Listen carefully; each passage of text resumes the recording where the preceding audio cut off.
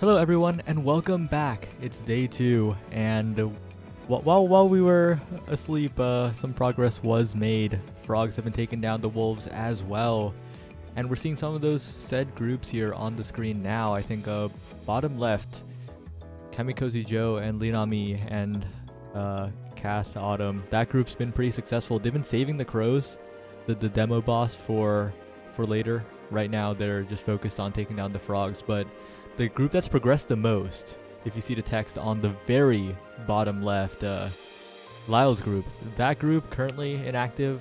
There's a decent chance that they won't be able to make their attempts today, so it's a big opportunity for groups, especially the two on the left, to kind of get a bit of a lead here. Yeah, we had some groups. I think that one group had done everything except for mice, is what they were reporting. I'm not sure if they're active right now. They might be taking a break or sleeping because it's kind of late. But yeah, quite a bit of progress was made over the past little while, and I'm sure we'll see a clear pretty soon.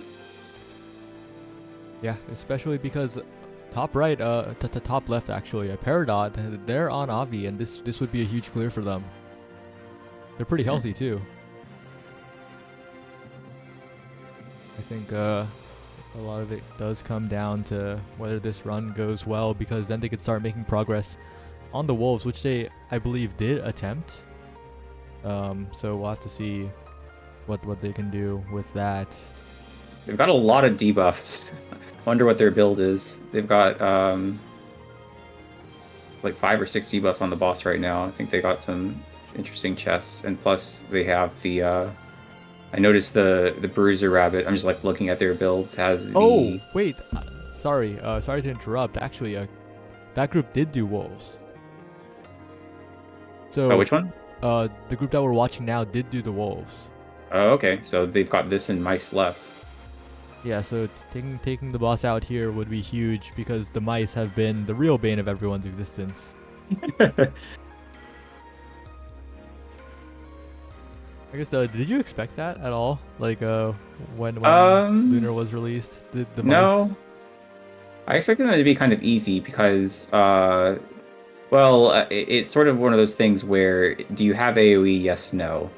And there's a couple of classes, especially, that can really tear through the mice if you bring them.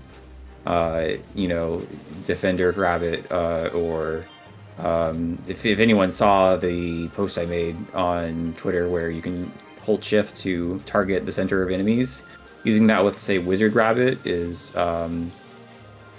makes the mice quite a bit easier. So maybe with that hot tip, people will have a little bit easier time with dealing with all the AoE and stuff.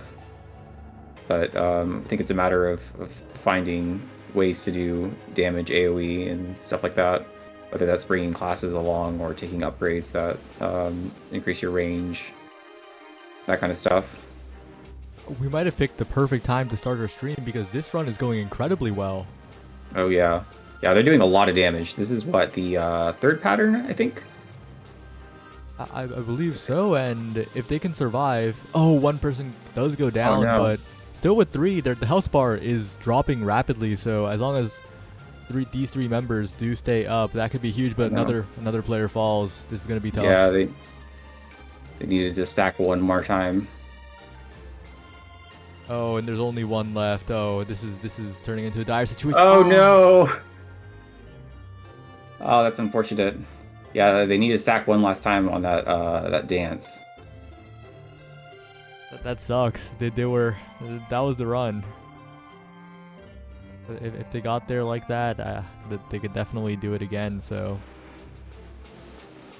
looking forward to their next attempt. I think it's either them or the group right below them, right? Both of them have cleared dragons and wolves. Crows, I think, at this point, all these groups are more than prepared, so whether they've cleared it or not, it's definitely something that they can do. Yeah. And once they clear this and mice, then all they have to do is pull together a full run, which I think is quite a bit easier once you've cleared all the other places. I mean, obviously, but because you do get to pick the random select at the beginning, which gives you a bit of extra gold for your first shop, and you get you get to do the whole run for instance, rather than just having a couple items. You have maybe a full build by the end, which might be quite powerful depending on what items you get. So yeah, it's totally possible even on Lunar to tear through the final stage if you have some pretty good luck. And while the mechanics are chaotic in 4-player, it's a lot easier for have one player out of 4 get something that's good, rather than single player where sometimes you get the treasure chests really just don't work out in your favor. Yeah, I think the runs will definitely go more smoothly, especially with the scaling coming in. I think my eyes right now are on that bottom left team. They're also tackling the frogs at the moment, and their health situation not the greatest, but still trying to look for a decent attempt. No more regen pot. It's going to be a little bit tough with 2 health, but we'll see how they do. On the top right, we see an... Is it Avi? Is it Avi? Yes. Avi. Oh, it's okay. I was afraid I've been saying it wrong for multiple hours, but... No. Oh, that's unfortunate. Yeah. This run not going too well, unfortunately, and the tether is going to be pretty fatal here. They can survive for a little bit, but it's not looking too good in terms of the damage front as well. Mm-hmm.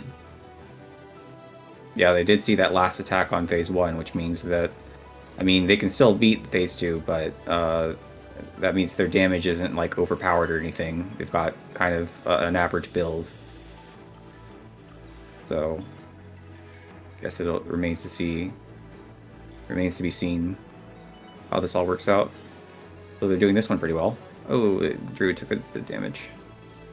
Yeah, I guess I'll zoom in on that for a while. Yeah. Definitely a promising group here, as they're all up and they're doing, yeah, very, very decent damage, but that's a tough situation to be in, barely making it through. And now Defender getting the went the rotation. wrong way. Yeah, Defender went the wrong way, but managed to pull it together.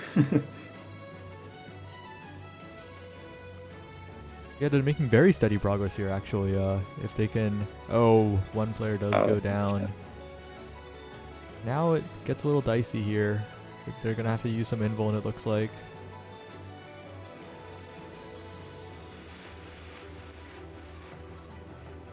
Well, it depends on what the where the circle goes on to. They got lucky once. Oh, but they didn't go in time. You really have to like expect the circle to go out. So you have to kind of step in, step out, step in, step out.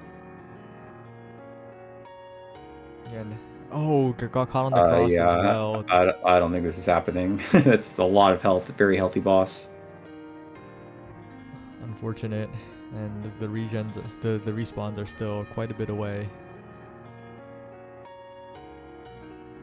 Okay, coming back up, but yeah, at this point it's gonna be tough for sure. Especially with another KO coming through as well. Mm-hmm. Yeah. Well, now we're at a bit of a low period before the next boss attempts. Mm-hmm. Got one group in the lakeside, but they're still at the shop.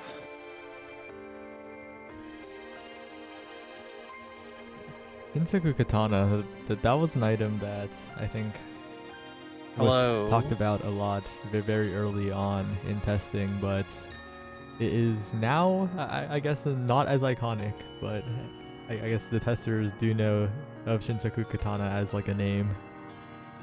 Yeah, the this is kind of whatever, but the Discord icon for the beta testing server is actually a Shinsaku Katana because it was just so strong. I thought it was pretty iconic, but that was for the demo. It was a very strong item, especially because it had a 50% chance of proccing, and a lot of the items in the demo were very heavily skewed towards luck. So, the lucky builds were the ones that were really, really good. There's basically two kinds of builds that really popped off on the demo, which were builds that relied on luck, and then some crazy builds with Druid Emeralds plus Time Mage Cap, and I don't know, some other things.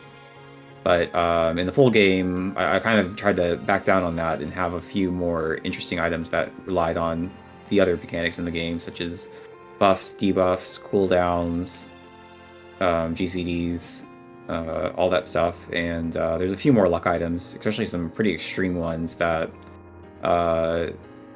really work best if you have some sort of very odd luck build. Well, hello, Max. Oh yeah, hello Max. Welcome to the stream. Just thought I'd pop in briefly while I wait for my own party to actually assemble. We'll probably be playing soon, not in the race because we're not allowed, but just for fun. Mm-hmm. I see the Peridot crew is beaten 3 now, and Ritashi's beaten 2. That's cool. Making some progress. Yeah, on the bottom left, the Leal Varia team, they are very, very far at the moment. Oh, it's like so small, I didn't even see. Yeah, they're not currently active. Their fourth is a little busy, unfortunately. So they just don't have the mice and the final enemy. Wow, yeah, it looks like they're the front runners then if they start attempts again. The frogs have been a bit of an obstacle though, and the two teams on the left right now are trying to overcome that at the moment, but it's definitely pretty tough. There was a very, very good run that fell apart at the very end by the Peridot stream. It was almost all the way there. It would have been perfect timing because that was the first boss fight we saw after starting the stream today. But unfortunately it wasn't so, and Blush is kind of beating them up, unfortunately. Yeah. Yeah, that one pattern that just resolved is quite it's a bit mean. It's one of the things that I buffed pretty late in development. I think it was like a few weeks before release, but you have to shift. You get spreads and you have to shift on the last little bit so that you're tempted to continue the movement that you're already doing, which is going up and down to dodge projectiles. But if you continue doing that, you're very likely to hit another member of your party with a horizontal spread. And what you actually want to do is just like shift along with the waves a little bit to the right or left while the spreads resolve, and then dodge. You have plenty of time to get to your color, so you don't want to just keep on doing the same movement. You want to say, okay, then you shift, and so you won't hit people with spreads by trying to swap again. Yeah, it's tough, and well, it looks like both the Peridot stream and the Linami stream, they're both at pretty much the same spot, right before Avi here. We'll have to see which team does better. They're both exactly on 2 health on absolutely everyone, so it's gonna be tough. Mm-hmm. Indeed, the actual dev in chat, and this is the lunar clear. What's an ultimate? I've never heard of an ultimate. What's an ultimate? Doesn't exist in Rabbit and Steel. Good choice. Oversaturation in the ultimate market these days.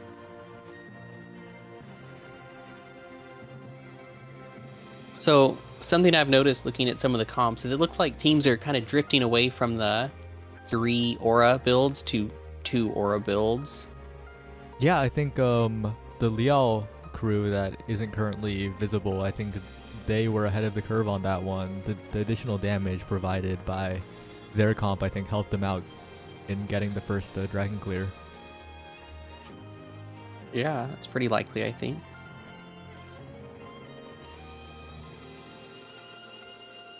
The Druid continues to be a pretty popular class choice, though.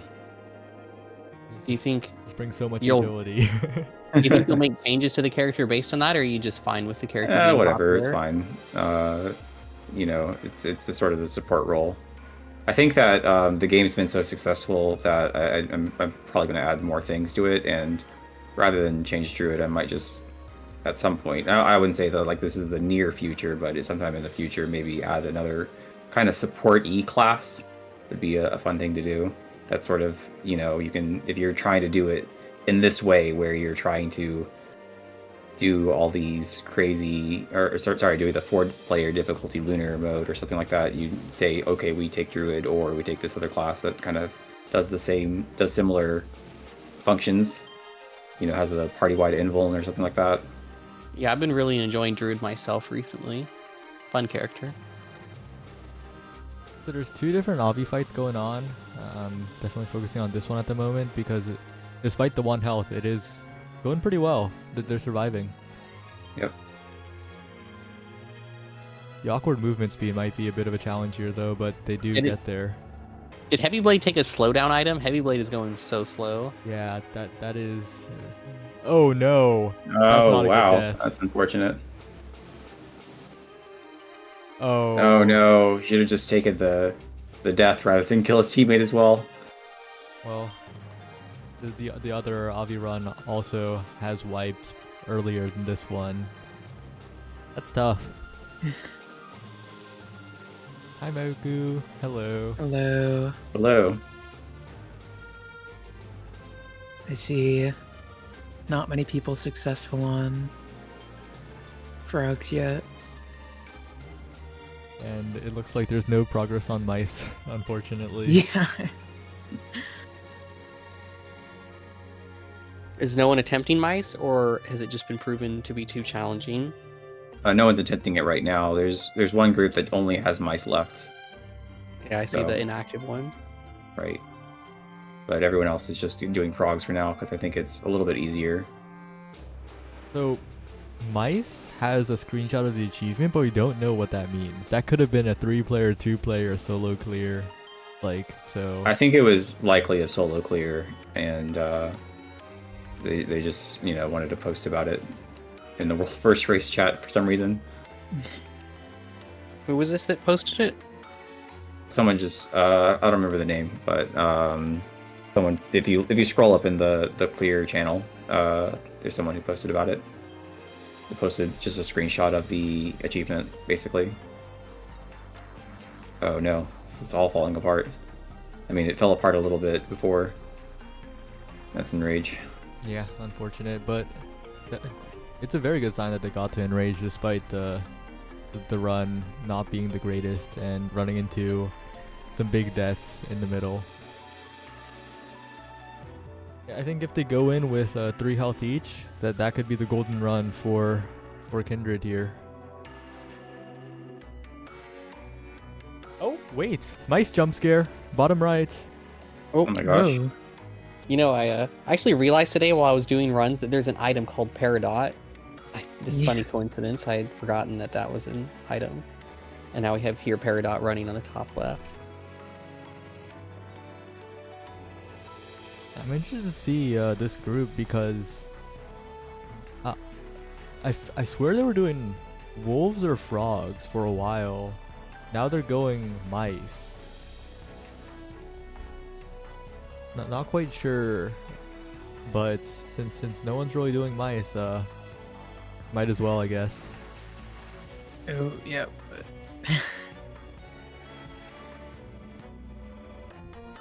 This Will pattern. probably be taking them a bit to figure this one out. This one is so visually messy. Visually messy, but actually pretty easy once you know what's going on. Yeah, it's one of those ones that will take a bit of analysis afterwards, but Yeah, that pattern kind of reminds me of like really funny fighting game hitboxes that are like really screenshotable. Like if anyone's played Tough Love Arena, Rice used to have like the anti-air grab that extended like the entire screen above. Because why not?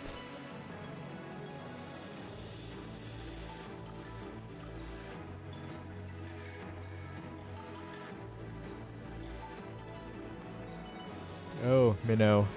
Oh yeah, of course you can ask questions. here to take them. Let's see here. Has given you a newfound respect for the FF14 raid design team?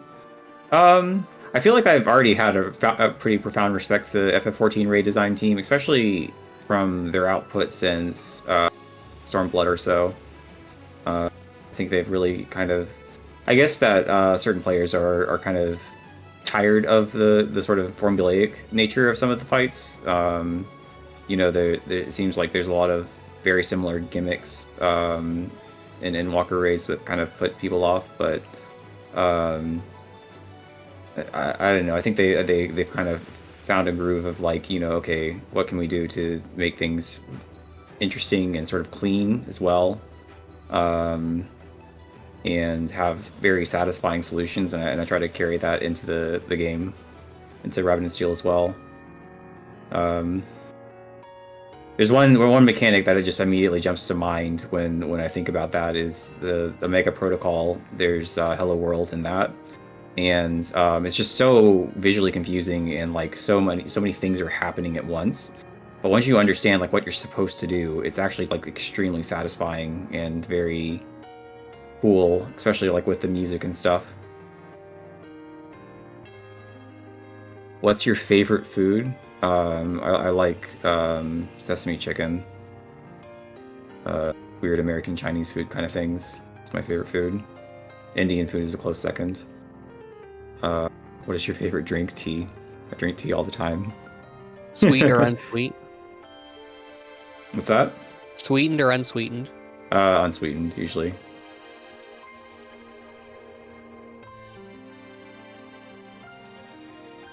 Did you give Hogane much direction for the soundtrack? Yeah, quite a bit actually. Some things I was like, yeah, just do whatever with this track. I have no idea. Such as the wolf stage. So that's like completely his idea. I was just like, I don't really know what this stage should sound like. And I think that what he came up with was excellent, actually. The crow stage was mostly like his sort of. I was like, oh, it's like a library, and you know, that kind of thing. And that was also came out really, really well. Obviously, I kind of gave him direction for kind of what I wanted with the Emerald Lakeside track and the Pale Keep as well. Had a vibe that I wanted to capture.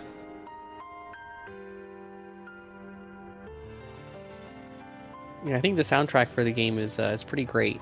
He definitely did a good job on that one. Yeah, it's really, really good. I'm very happy with the soundtrack for the game. The purpose of difficulties for you from the dev perspective. I think that like with this kind of game, I mean, it depends on the game. You know, there's all this debate about difficulty modes and stuff like that. And I think that this is exactly the kind of game where you want to have difficulty modes, because not only does it let you make things accessible for people that aren't like super high-powered gamers, but it also lets you make things for super high-powered gamers, like, you know, this garbage that you're seeing on screen. Yeah, like, you know, if you were trying to design one difficulty for everyone, it's like, okay, yeah, you could say Dark Souls, Elden Ring, you know, it's hard, but like, not to brag, but I think that this is a lot harder than Elden Ring is. And I'm able to put this into a video game because I have difficulty modes. Like, if this were the game, then not many people would be interested in playing it, I think. Yeah, I do think the friends I've convinced to buy it would not have done so if Lunar was the only offering. Yeah, It's I mentioned certainly- this. I mentioned this yesterday, but I was watching some streams, and there was one streamer who mistakenly thought that the only way you could unlock classes was by doing hard mode. They didn't know that you could just clear bosses in easy mode. And they were, no offense, but very not ready to do hard mode. But they wanted the classes, so they just kept on trying to do hard mode, and they got very, very frustrated. So, you know, that's the sort of thing I'd like to mitigate, I guess. Just like, you know, letting people do the difficulty that they feel comfortable doing and having fun. Yeah, that's what games are for at the end of the day. Mm-hmm. I think a lot of the benefit also comes in how differently people can play the game, because especially with the easier difficulty modes, it could just be like a vehicle for people to chat, because you can just like spin up a normal or a cute run and just talk. It also applies to like content creators, right? Like collaborations with 4 people just on normal mode. I think I saw some bigger streamers doing that, and yeah, that's just a completely different way to play than the lunar clear attempts we're seeing here, but they're both the same game. Mm-hmm. Yeah. Yeah, when I play roguelikes, I actually don't do the super hard difficulties all too often. Just because sometimes I mean, it depends on the game, but like oftentimes if you're playing on the harder difficulty, you can't really have fun with it. You know, maybe if you're playing, I mean, Slay the Spire isn't quite as bad about this, but you know, a Slay the Spire like game, then you try to you see some card that's like fun, and you think like, oh wow, that could be a really interesting build if I really pushed it. But if you're playing on the hard difficulty, then it's like, okay, but I can't have fun. I have to take the super strong I have to take Wraith Form, the super strong overpowered card, or I'm going to lose. Like that's the optimal pick, and I have to pick the optimal thing. Otherwise, I'm going to lose within a few floors, and that's a little bit frustrating. So you know, having the lower difficulties also lets you just, you know, have a certain place where you can just go wild, have something that's not quite optimal, but you know, might be funny. Yeah, and I think RNS has potential for some of those really goofy builds too that maybe you wouldn't go on Lunar, but you can go on lower difficulties. Someone posted a really goofy build in the build section in the Discord. It had Heavy Blades, Sapphire Secondary, which for those who haven't memorized every single move in Rabid and Steel yet, is one that doesn't do damage, but just makes you move really quickly, and it has a very short GCD. And they had a bunch of items that were like, let me actually just try to find this build. It was extremely funny. Sorry, I have to scroll up a little bit. But the build was basically, they just zoomed around the arena. They didn't actually use any of their attacks. They just had items that when they kept on pressing the button over and over and over again would activate over and over again. They actually got 2000 DPS just from their like their items just going off. It was very wacky. Oh, and we just got indirect confirmation. The Church Mouse clear was on 2-player, so Okay. mice are still uncleared at the moment. Well, that'll be fun to see. And wait, this could be the Yavi run. They're doing Does well so seem far. to be going pretty well, yeah. They're almost in phase 2.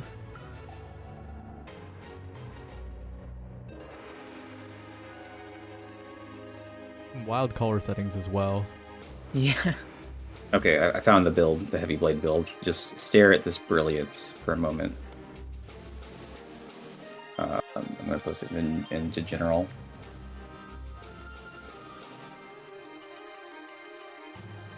Maybe we can look at it after this boss fight. Yeah, I'll put it on the overlay after. I can explain how impressive this build is. Ooh. Ooh, that's unfortunate. Got a bit of a Tapped in just in time to see that unfortunate little collision accident. Well, at least the tether ended. It's never fun being tethered to a dead player. Oh, but this is unfortunate. Uh, Have to go all the way back. yeah, you always have to cross there. Yeah. But they're back now. Hopefully not immediately dead again. No, no.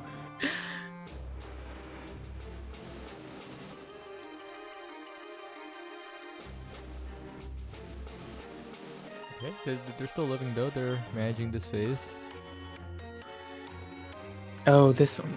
Wait, oh, yep. This Yeah, is yeah. This is the tether. This will be. Fortunately, she is in the middle, so they can still Yeah. move to their positions just fine. Yeah, that's pretty lucky. Looks like they're just not bothering to come back while that's going on. Yeah, I find the Which is- corpses tend to be the most detrimental on levels with knockback because they just get knocked off into some random corner and then This it's just is over. Probably it. Yeah, difficult thing about Abby is that she actually, well, her and Twilight have the highest HP out of the bosses. And by the highest HP, I mean they recover more when they go into their phase 2 compared to some of the other bosses. But Oh. that's because that you can attack them during their little thing, unlike a lot of the other bosses. How far have I personally gotten into the game? It's hard to keep track of such things. I reset my progress over and over and over again while I'm developing it. Very quickly, we can take a look at the build before the Peridot group gets into their boss attempt. Yeah. Okay, so just like stare at this build for a second. They have the secondary, which has a % chance of giving them haste from their Time Warp Wand. And then, you know, their special gives curse, so they're using their special every once in a while. The Garnet primary activates every couple of times you use another move, including your special. So if they just use their special enough times, their Garnet will activate. And so that's useful. And also their you know, it still applies the charge to those activations from their Ruby defensive. So what they're doing is just holding down the secondary button, zooming around the arena. Every time they get haste, they get another random buff from their earrings. They're doing more damage from the amethyst ring. The poison bow is just there. It's having a vibe. It's helping. It's not really.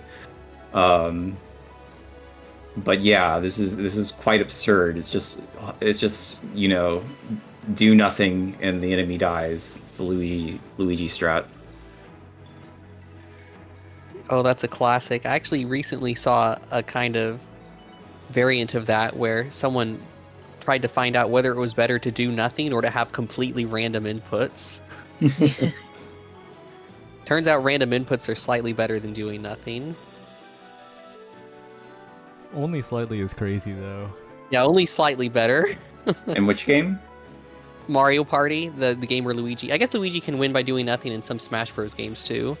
Oh, this run though is unfortunately not looking too Yeah. great. Made it to phase 2, but Yeah, but the Mario Party mini games you can do slightly better by doing random inputs than by doing nothing. One other thing about these bosses is that their enrage timer resets when they change phases. So even if players are downs, they can still meet enrage if you know, the phase transition isn't too bad. Although it did heal her health back to full there, so that, you know, they didn't get too far into her thing. That's unfortunate with Heavy Blade. Yeah, once again, the Heavy Blade looking pretty slow. I don't believe taking any slowdown items, so unfortunate just move speed thing there. Yeah.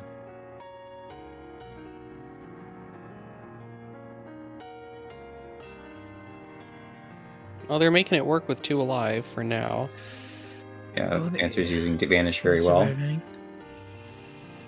And they've got good damage, despite the deaths, so it could work out. Is this part built in such a way that you'll never have to move more than one space? Yes. Yeah, you just rotate. And this part right here is built in such a way that you have plenty of time to match colors after the ring, so you really want to just get in position for the ring, let it go off, and then go to colors. Don't panic. Yes, I've noticed some patterns in the game are more generous than I would expect, and others less so. So learning which is very important, I think, for a run like this, where you have to be perfect.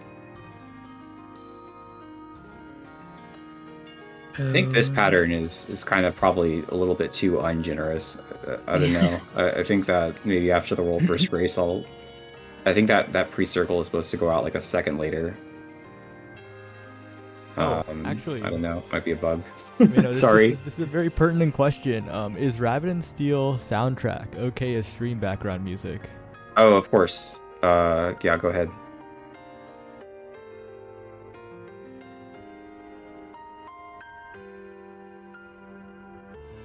Yes, the Discord does in fact have Party Finder.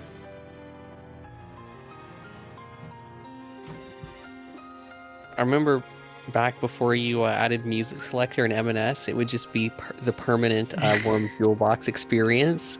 Yeah. That's because you guys didn't want to play on any other stages. Well, you Because see, people lag on the other back stages. when Maven used to play, he would always take me to the level where his bullets blended in. People would gimmick it so hard. I mean, I really liked the Worm Jewel Box See the- soundtrack, so it never bothered me. Bottom right team is just full involved. Involving through everything, yeah.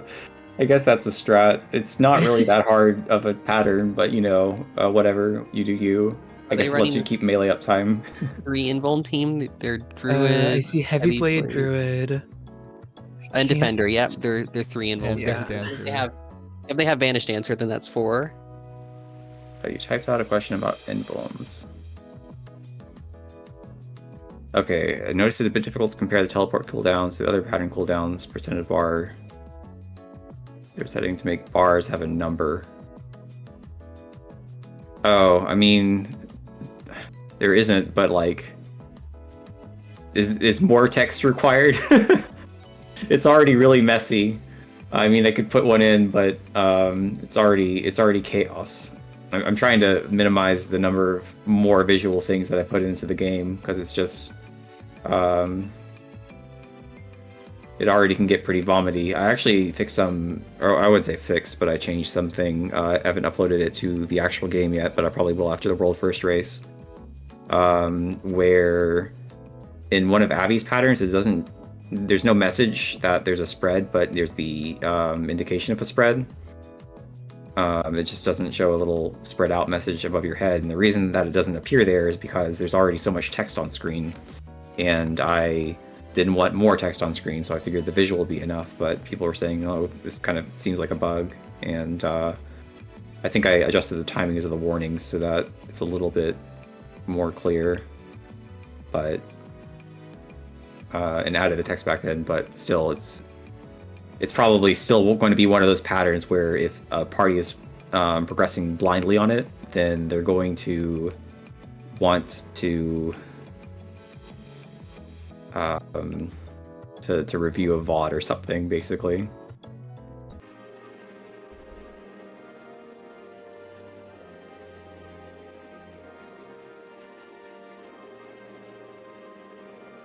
I'm definitely very impressed at the pace that all these teams are progressing through, because it took very, very long for the first dragon clear, but all the other clears are just coming in and everyone's getting very, very close pretty quickly. But I guess that sort of thing tends to happen as people get used to the mechanics.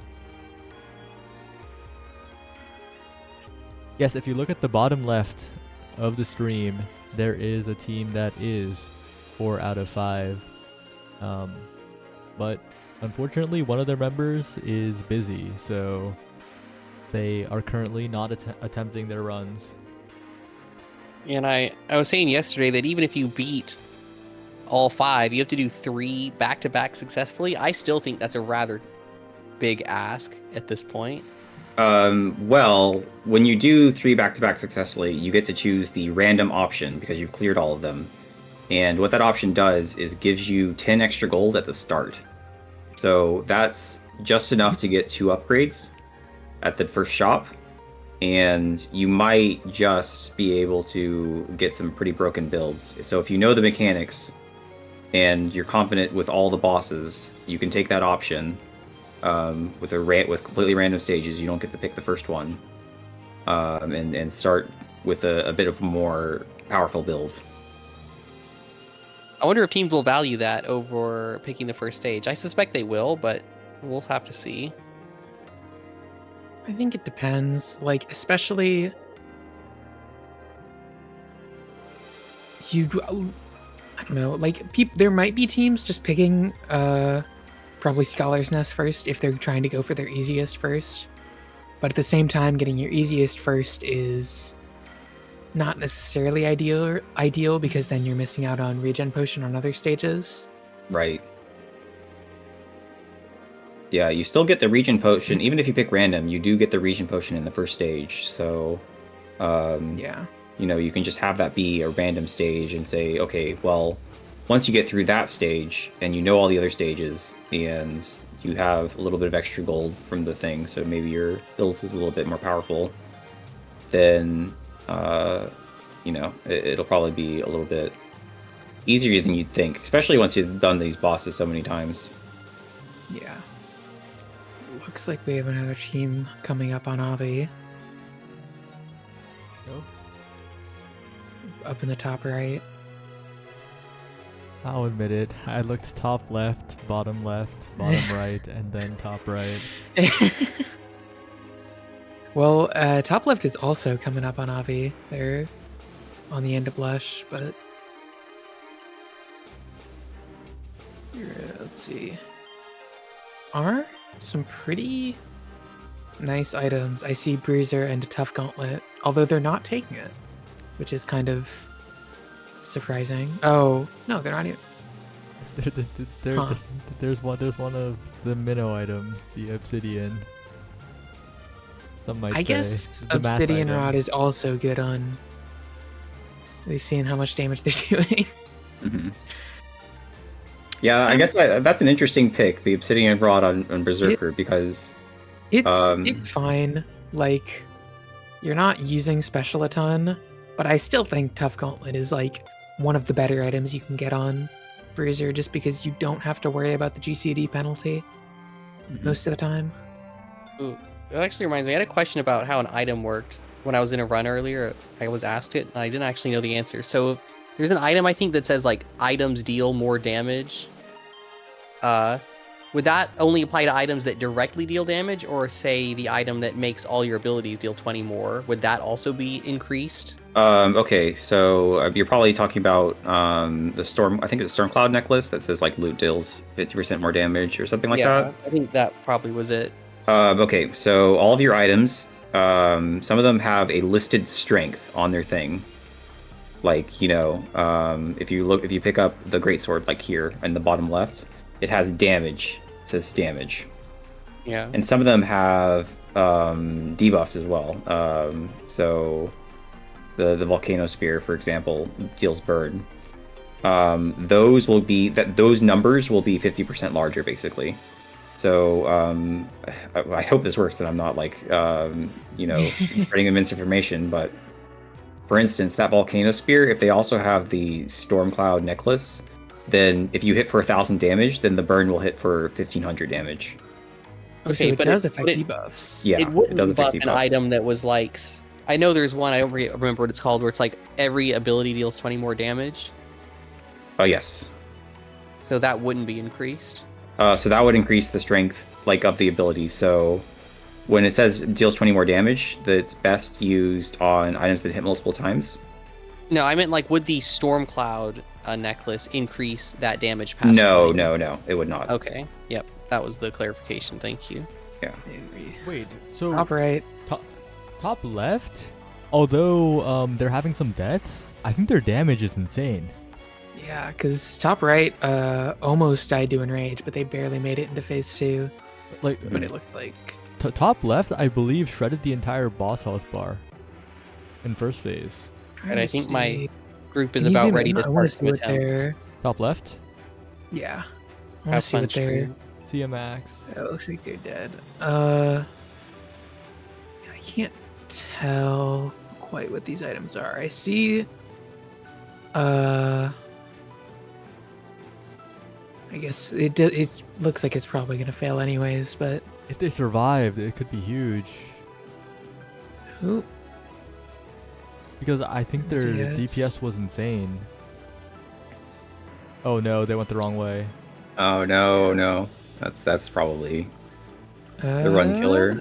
Looks like Maybe. they're just able to get around enough, but their DPS is probably too low now because they had 3 people dead for quite a bit.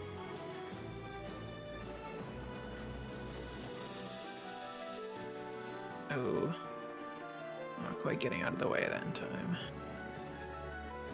And this pattern has been killing people a lot, but they're all alive for it, so... To get in quickly. Circle happens first, then the spread. Yeah. Ooh. These are really tight timing, though. Oh, yeah. Okay, this is... I imagine that at this point, if they don't die, they'll die to Enrage. Oh, but top right's still going, too. Outbreak's still going, but oh, they took 2 deaths on the top side. Yeah. Oh, that's... Yeah, if they can't DS... Oh! Looks like they had a DS up for that. Are there planned future updates for the game? Almost certainly. It's been a huge runaway success, so it'd be irresponsible of me to not do updates.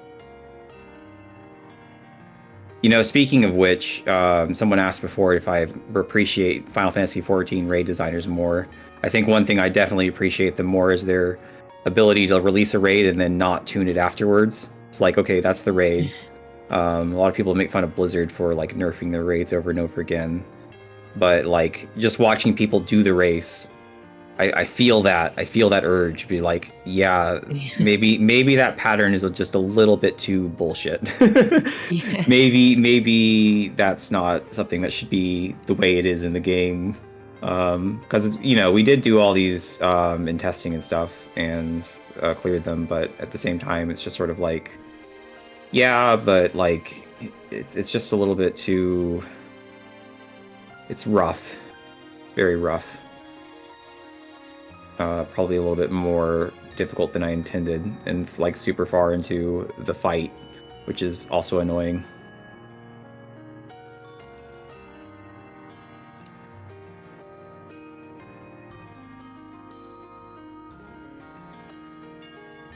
Yeah, just get better. Our testers beat the fight.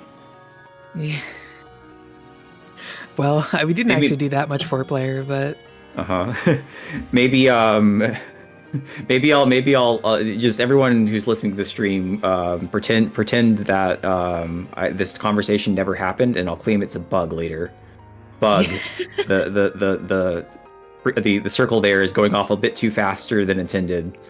The number was wrong, and it's a bug. It's not me adjusting the fight later.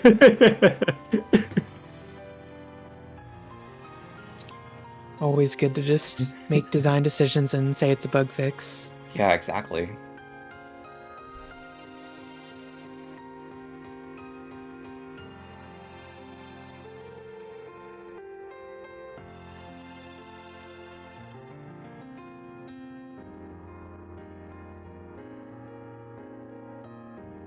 Once again, there's the slowly approaching the lakeside. This time for sure. Back to outskirts, yep.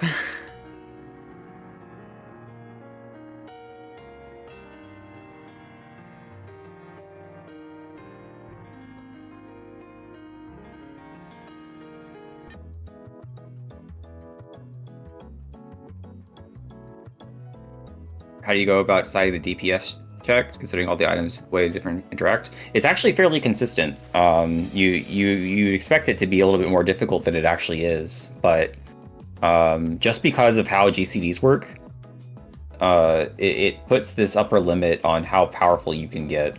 You might say something like, "Oh wow, this move deals a bazillion damage. How could I ever lose?" And then you actually go in and it's like, oh, I can only use that move every once in a while. And even that once in a while is just 2 seconds or so, then it's still like it still means that you can't just, you know, cheese the boss or anything unless you're that one great world first group. I did have a run today in solo where I got Dark Glass Spear and Emerald Special on Bruiser. And I think I killed Renali on phase 2 during her first flyaway. So it was pretty high DPS. Oh man. Pocket Watch affect things that are 0 GCD. Let me check.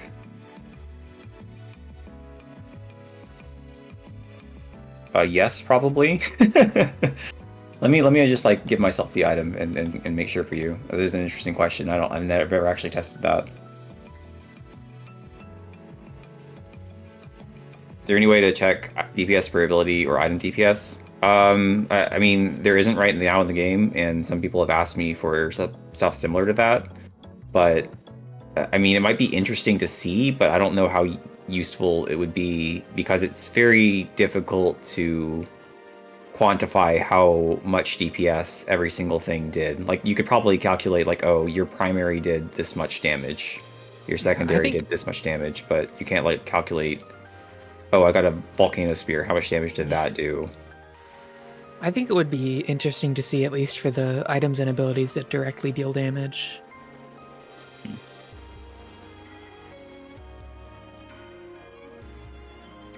Like, after a run, you can see, okay, how much of my damage was primary? Or how much damage did my primary deal over the course of the run in comparison to my other abilities? Refuel, the answer is yes, it does. It does, in fact. If it has no GCD, that is less than 1.1 GCD. So go wild. We were kind of talking about how in the chat yesterday we saw a lot of duelist people and a lot of Omega Strikers people, but Rifle, bit of a Maiden and Spell veteran. So maybe it'll be the opposite today. And of course the fun FF14 players, the vast majority, but I think that could have been predicted. Yeah.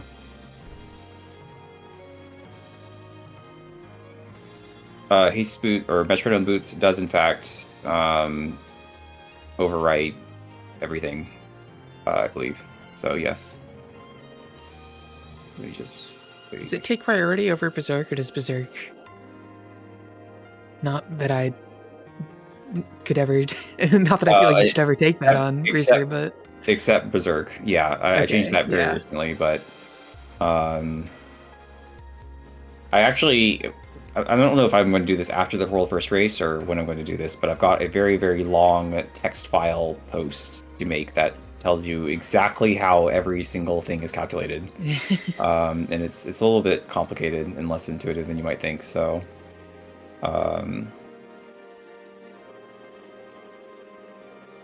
but yeah, I can tell you that at least.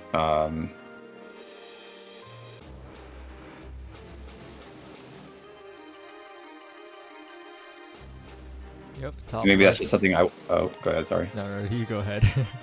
Oh, and maybe that's just something I wanted to share because I went to the trouble of like writing it all down, rather than it actually being useful to players. I think usually you can just kind of take whatever items you want and it works out usually. Yeah. Well, this Peridot and friends back at it once again. AV bit of a challenge, but I think if they can get through the first phase without dropping below 2 health, that would be pretty huge. Mm-hmm. Yeah. They're definitely seem to be doing better on this than they have been, but it's also can all fall apart in a matter of seconds. Yeah, it's kind of rough because I think last run they had insane damage builds because they took this health bar down way quicker. But they're playing pretty well here, not losing any health so far. Oh, I do see quite the interesting build on the Dancer. They have what is that, Lightning Bow, and is that Crown of Storms the second item there? Oh, but they're losing a bit of health here. They are. Yeah, they might. I think if they survive this, they should be heading into phase 2 soon. Yeah. All right, not a bad spot. And the Druid's still at full HP, which obviously one person usually isn't going to be carrying the DPS that hard, but They're just gonna end that. Yeah, they called it, I think. Oh, is that a hit? No, they're fine. I don't know. Wow, okay, they're all alive here. Very, very good on the damage front. You can see the health bar going down pretty quickly. Remember to cross. Oh, got hit by the keep moving. Keep moving is such an interesting mechanic. I gotta say, it's Druid lost a bit of health. keep moving does Okay. create some very unfortunate situations a lot of the time. I think what happens with a lot of people is they try to, especially like on controller, they just try to wiggle back and forth, which sometimes you're going through the middle and you're not actually moving for that split second, so you get hit. Yeah, I think a lot of the time what you probably want to do is just hold focus and spin around. Or at least that's what I do usually. Lets you make sure you're moving without actually moving too much. yeah. And you mentioned last time they have plenty of time to do the spread out and then get in the circle, but unfortunately, taking a death here is a little rough. Oh, yeah, you that's didn't- really unfortunate. So Breezy moved yeah. down a little bit too soon. Oh, no, you needed to go the other way. Looks like not quite getting this rotation yet. Is that pattern consistent with the rotation? I think it rotates one way or the other. Okay. It's not Oh. necessarily consistent, but it is always just like a little bit. Or like it continuously rotates one way or the other, or each time it rotates one way or the other. It continuously rotates one way or the other. Oh, okay. Wait a second, they're in a pretty good spot here. Oh man, Does they might. Oh yeah, Oh, and I no. think Enrage isn't too far after this. Yeah. Oh man. Oh no! Please kill it. Do it. Oh, oh, oh! Oh, Druid's alive. Drew's Druid's alive. Drew's alive. Can she kill? Can she kill? Oh, No. And this is the Oh same man. group that was that close on Dragon before eventually clearing too, so that's tough. That's Yeah. tragic. Just, yeah. Any little mistake could have prevented that. Realistically. But we do see another two groups on Avi right now. Yep, Mhm. you can see top right. They're on phase 2. Already on phase 2.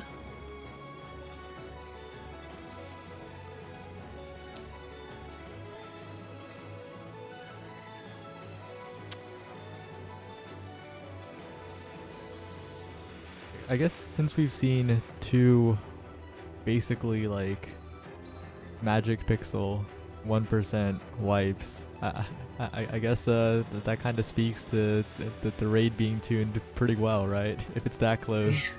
Yeah. See, I think there was I mean- one thing I saw from the demo.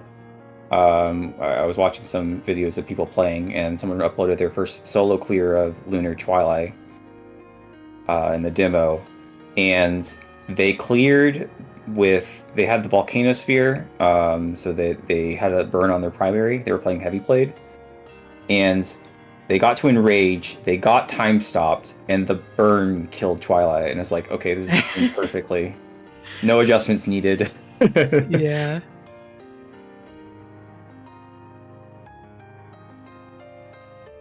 They are all on 1 HP, but they're already halfway down in phase 2.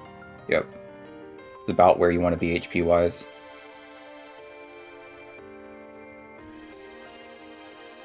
Take this one calmly. Oh no. Oh, didn't quite make it. Oh no. Oh. This is where things start to fall apart. 'Cause this pattern can be rough with people dead. Yep. Although it can also be fine if they're in the middle there.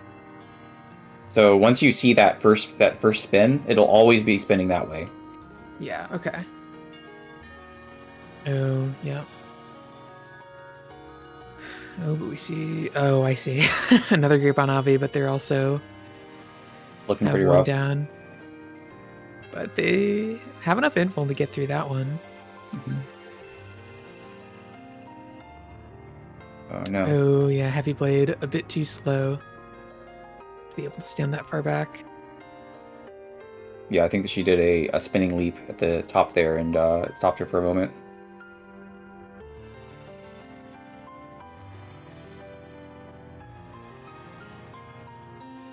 Yeah, that's how you want to do it. Oh no, never mind. Didn't quite make it through. Well, the person in the middle has an easy time here. Yeah. Oh, but this is a bit rough. They DS through that, but they won't have DS for this. Oh, never mind. Oh, Yep, no. only so many times. This is the last color matching, so they've got quite a bit of health on this boss. I don't think they're going to make it there. I don't think anyone's got a crazy enough DPS build to... Yeah, this group has not had extremely high DPS, unfortunately. It is always fun to see people running into the color on the Enrage, even though it's just aesthetic mostly. Yep. I guess technically it kills you even sooner.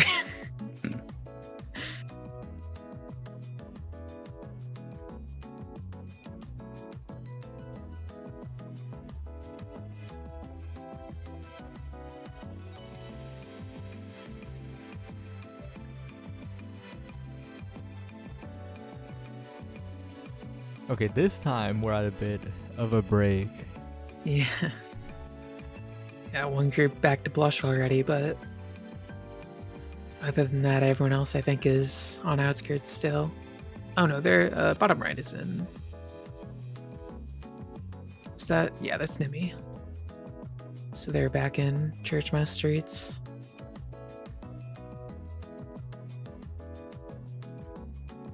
I think there's been a good mix of people playing different control schemes. A lot of people play mouse, a lot of people play just keyboard, a lot of people play controller. It's mostly just whatever you're comfortable with.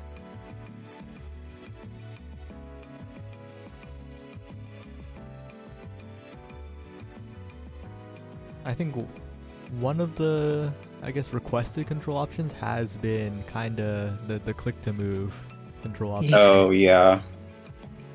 But Yeah, that's, maybe we could do that. I that's don't like know. the only one that doesn't exist. Almost every other option exists, so. I'll try it and see if it's actually good, and that's when I have time. If I can't get it to be like actually good, it might be not happening.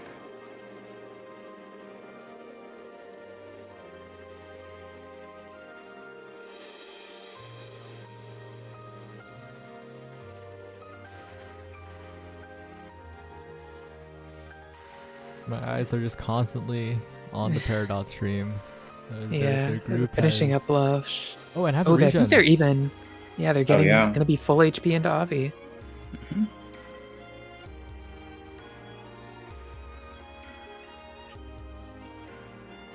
Some pretty nice items here. Sparrow's Feather is always just nice for consistent damage.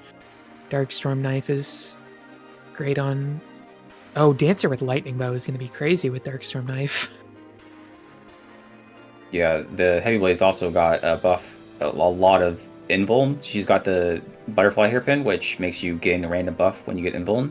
And then she's taking the Desert Earrings, where it will just give her another buff every single time she invulns. So that is going to be a pretty interesting thing. There's also a Midsummer Dress here, which could help any slow characters, like Druid, Yeah, it could be nice. do those on color Druid. matching patterns correctly. That'd be nice. Oh, not going for Darkstorm Knife on the Dancer. Letting Bruiser take it instead. That's not a bad choice. Sparrow Feather isn't terrible either. So, Yeah, I'd probably personally would have opted for Spare Feather on Bruiser. 'Cause it's quite nice with low GCD. before the fight gets too underway, what prompted the distinction between Roguelite World First and Raid World First? Basically, with duplicate characters, there was a strategy that involved the upgrade Topaz, right? Garnet. Garnet. But yeah, Garnet, yeah. Garnet on Druid and 3 Dancers that gave you 100% Rabbit Luck uptime, so the Druid could give permanent invulnerability to the entire party. So, and the group themselves was like, this doesn't feel like it should be the world first. Yeah, so we made a new rule, but we did give them the title of roguelike world first, because that's a very roguelike thing to do. This is the roguelike way to win. But these teams are doing the raid way to win, so that's how we're calling it. Yeah, give full permanent invincibility while dealing 5k DPS. By the way, I'm probably going to nerf that thing in the next patch by giving that particular move a 5-second cooldown. quick! Get your lunar runs in now. They are, but not to interrupt, but they are now into phase 2 with pretty good HP. Oh yeah, wait, across the board. everyone has at least 2. That's huge.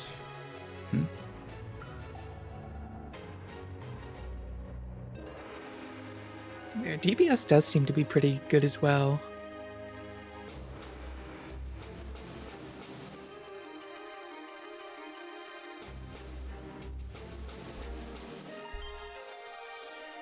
Okay. Still maintaining 2 health. Yep. This is usually where things start to fall apart, though. But they're getting it pretty well. Yep, still. Oh, I saw super proc on the heavy blade. Which is, Oh Oh, no! no. Blade. The greed. Oh, that could be really bad.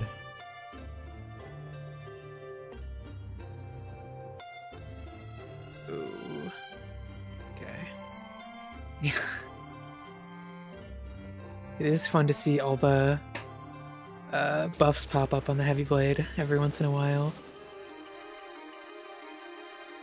Oh no. Oh no. Yep. Fortunately, They that wasn't are the circle. really good on DPS here, like already down to about 25%.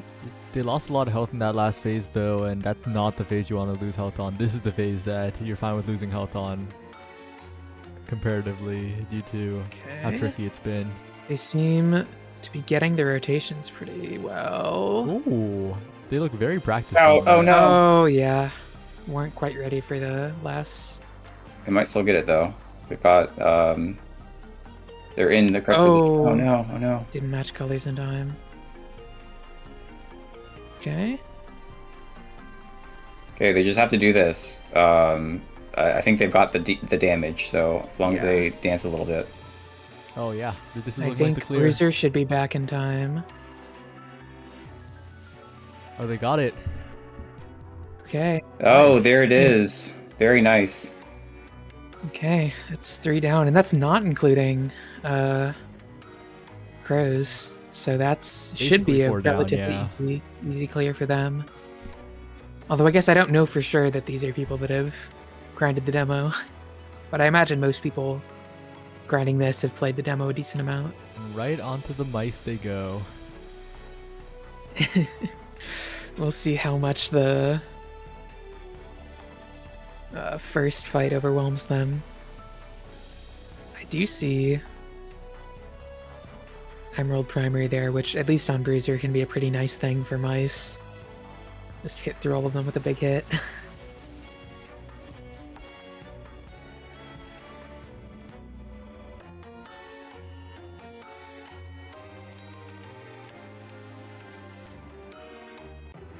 And this is a group that has been pretty dedicated, right? They've gone pretty long in their attempts, so they can make pretty good progress on mice. And if they do manage to clear, they can pretty much just start doing runs to try and get a full clear. Yeah. But on a similar note, we see top right.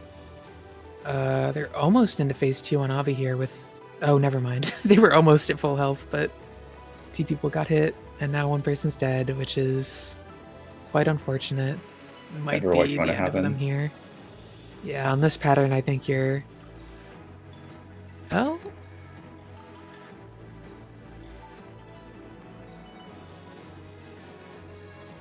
Yeah. And we'll Oh, they're enraged. Oh, they got it though. Oh, they made it. Oh. It looks like Peridot just decided to reset their run. Oh, really? Going Unless for they wiped and I Ghost didn't first, I notice, guess. Yeah, but... they wiped. They wiped. Oh, they okay. wiped, okay. Yeah, that first mouse pattern is a doozy. If you first time seeing it. They might have to pull out the online whiteboard.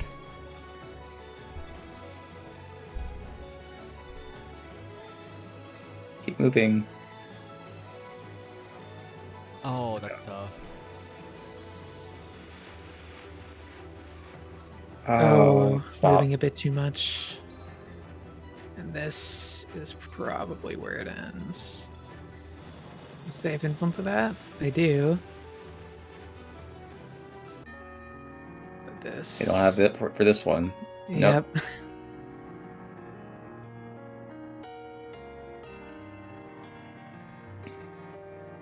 Oh, they're getting revives up though. Bruiser at 4 HP though. But I don't know if they have the DPS to carry this on their own. Or Yep, the and tether length. Druid died in a bad spot. Maybe for that, if you're going to die, you want to die in the center there.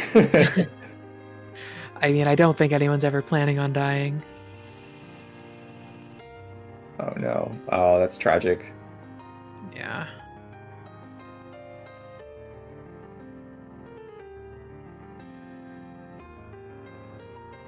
This could potentially be alright. That's a lot of help. Nope, they did not.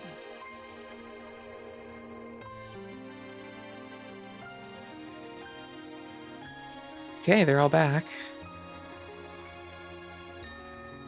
Never mind. And there one goes. And yeah, they still have over half the health bar left. I feel like they're not getting the DPS here. Yeah, this is the last song, so that's the end of the fight.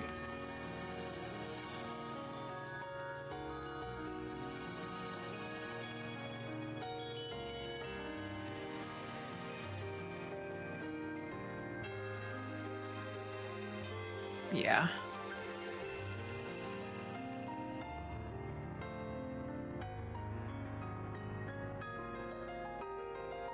Breezer's got a lot of HP though, but so does Avi.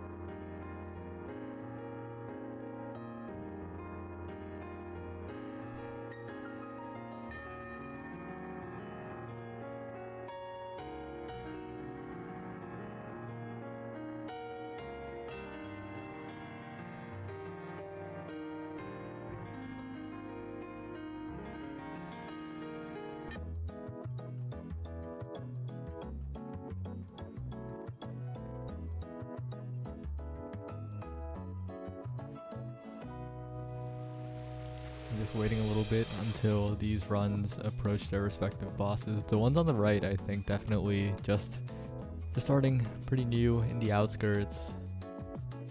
Yeah. You see, looks like bottom left is doing some review before heading into Avi again. Yep.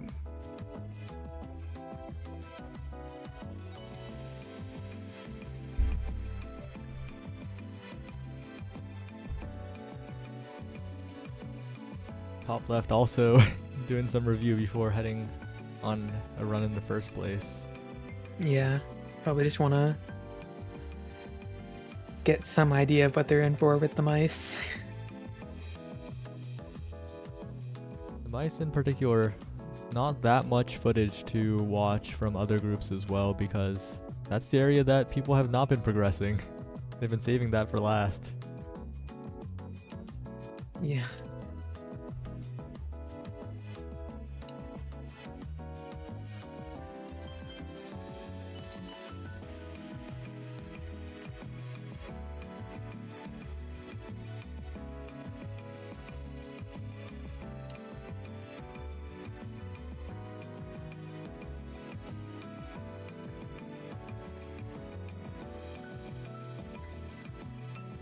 Also, cool to note, the bottom left group is the first group that we know of to have cleared wolves, 4-player lunar, so this is also a pretty solid group in terms of learning fast, but the frogs have stumped them for quite a bit here. Hmm. Yeah, it's a good competition. A very close race, I think.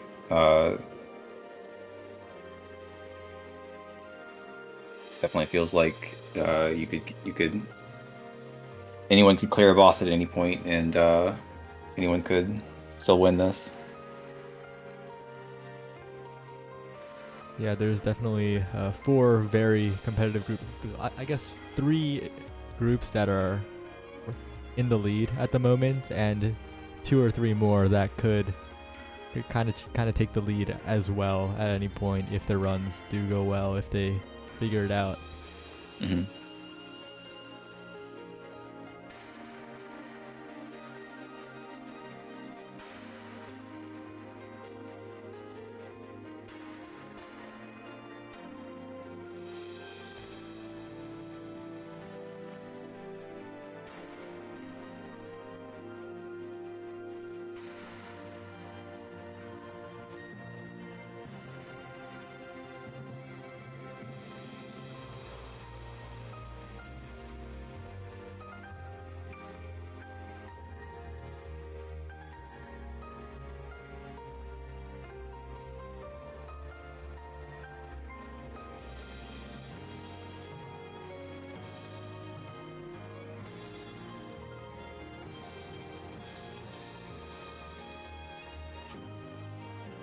On the bottom right, though, they're doing the mice patterns pretty well here. They've had some attempts on this boss, and I think they're getting the patterns down pretty well. Yeah. Still maintaining some decent health and already about halfway through the boss. Oh, well. Oh man. This one always seems to be a killer for people. You know, I added numbers to this very last minute. Yeah. I guess people have kind of figured out what the numbers mean. Yeah, they've got it.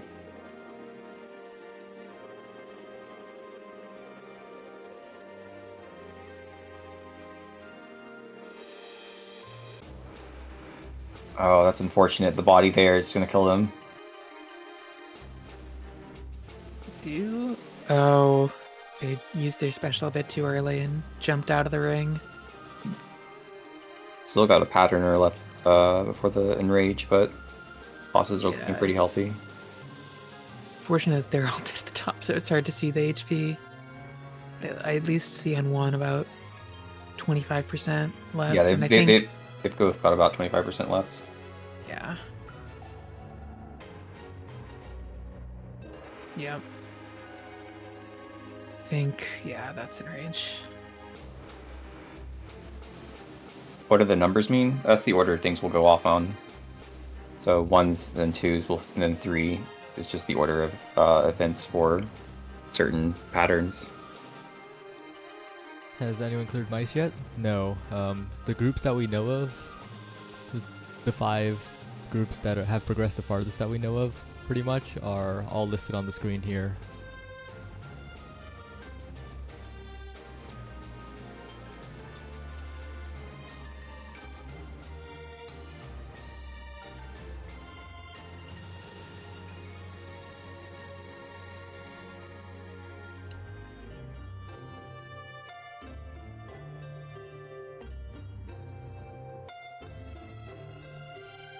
Some long deliberation on top left about the items. I think you're definitely going to be mining their builds quite a bit in terms of DPS after the close calls on the frog boss. Oh yeah.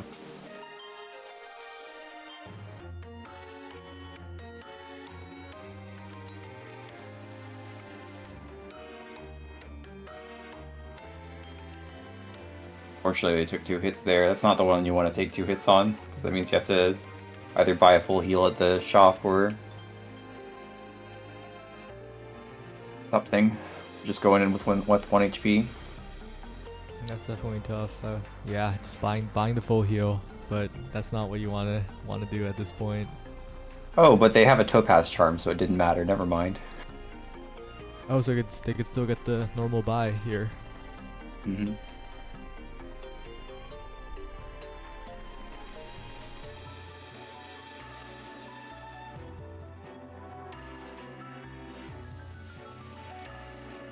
Another AV attempt on top right, looking like it a mountain staff. Caught my eye there. I'll have to see how they do. Mountain Staff is certainly one of the items of all time. I think I nerfed it ever so slightly before release, but it's still very, very strong.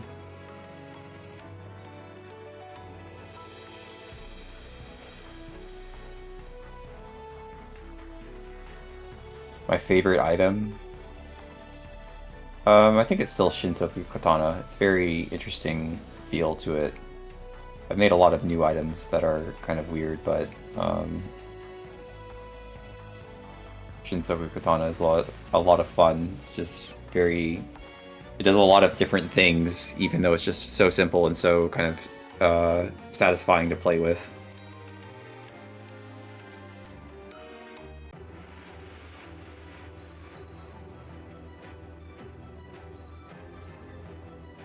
This looks like really good DPS on.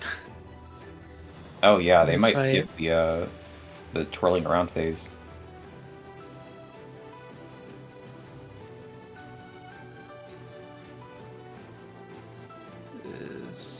Yeah, they're probably They have to getting do into it. phase 2 after this pattern. Oh. Oh. Okay. Okay, yeah. Into phase 2.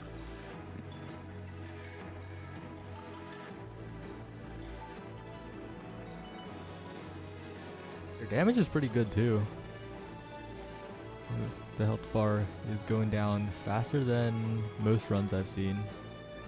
Hmm. I guess that's to be expected though, given their team comp.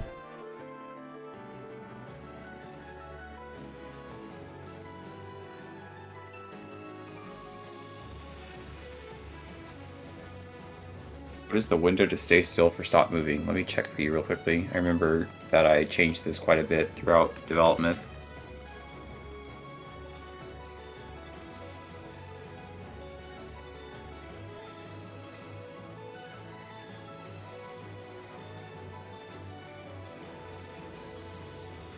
Okay, so the check happens, then 100 milliseconds pass, and then for the next 200 milliseconds after that, you have to either be moving or stop moving. it's That is 200 milliseconds. unfortunate here. Assassin died just outside of the color range. But maybe close enough to center that they can still rotate, or they'll just get lucky with their rotations anyways. Oh yeah? Okay.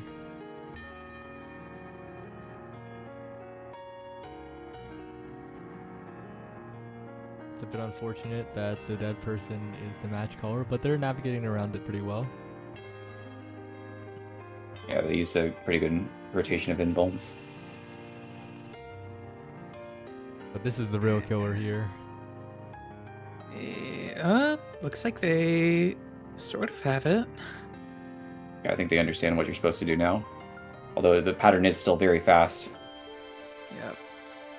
But Oh no, they tried to go oh, the same window. that's- That's I bad. think they're probably close enough that as long as they stay alive, they have DPS, but that is not staying alive. Uh-huh. I think.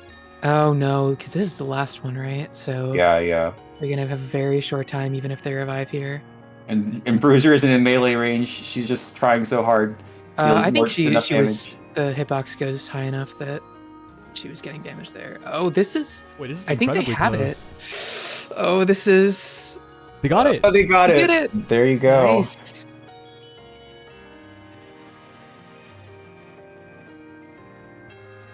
Yeah, and it looks like while we were focused on that, the bottom left group did move on to attempt Avi and wiped.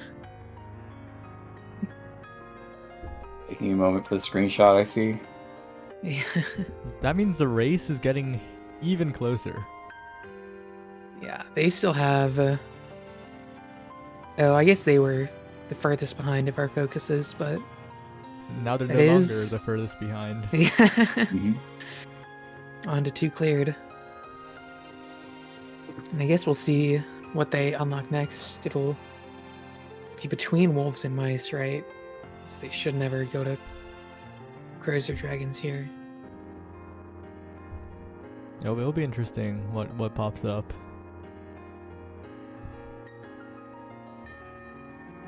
Yeah, the frog clear is huge because the groups that have cleared the other bosses are struggling very heavily with the frogs.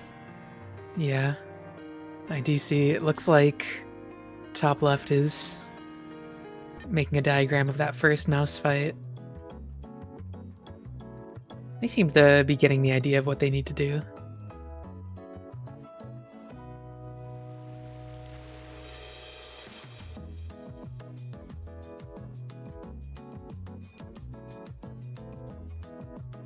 Bottom right also on their own mice fight, and yes, no one has done mice yet. They are officially the hardest zone. Yeah, well, there is a bit of an asterisk there that they're not one of the ones that you start with. Well, yeah, Who knows if, dragon could be harder. We don't know. yeah. But mice is quite difficult, and there's a lot of stuff to take in.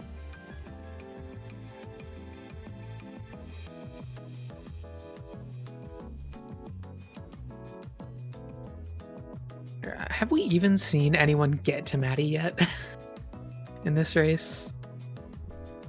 Not that I've seen. I think it Okay. is a little tough. Yeah, seems to maybe be the most gatekeeping mid boss. Yeah, and this is looking over for them.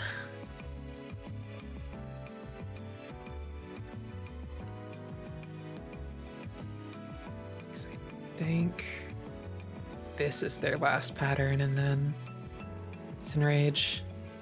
So even if they survive it, which is very hard with everything going on.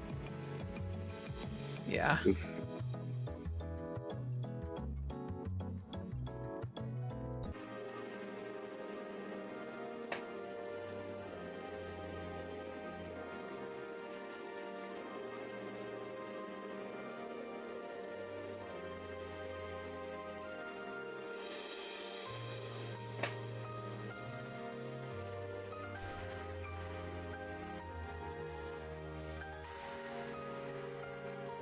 A lot of planning happening on the top left, and Yeah. Steel Echo and friends on top right taking a moment to take it all in before advancing to.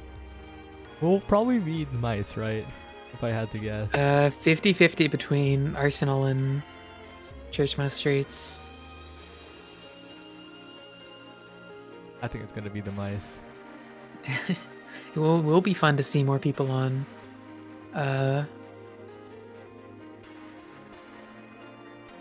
mice, but I'd also be interested to see more wolves because I think most of the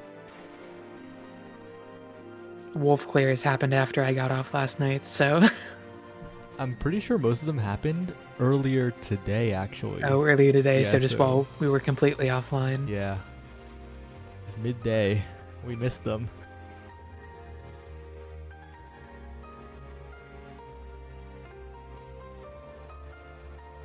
Still very, very amazed at how many people are playing Rabbit and Steel. Yeah.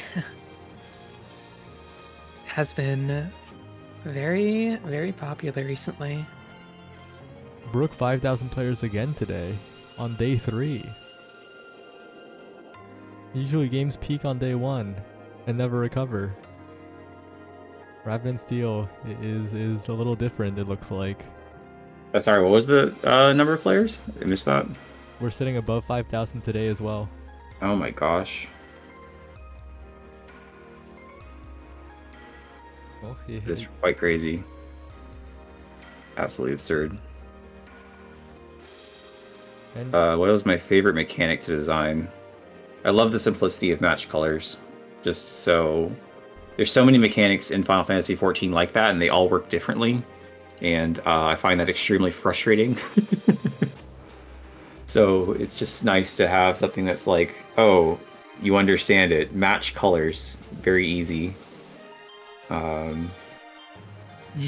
There's so many things in Final Fantasy XIV, and I don't want to like complain too much because I'm sure that it was different raid designers over different times, and there's not like a coordinated thing. But it's like, they'll have one raid where there's a fire puddle and a fire debuff. And in some raids, you want to have the fire debuff go into the fire puddle and the water debuff go into the water puddle. And in other raids, you want to have the fire debuff go into the water puddle and the water debuff go into the fire puddle.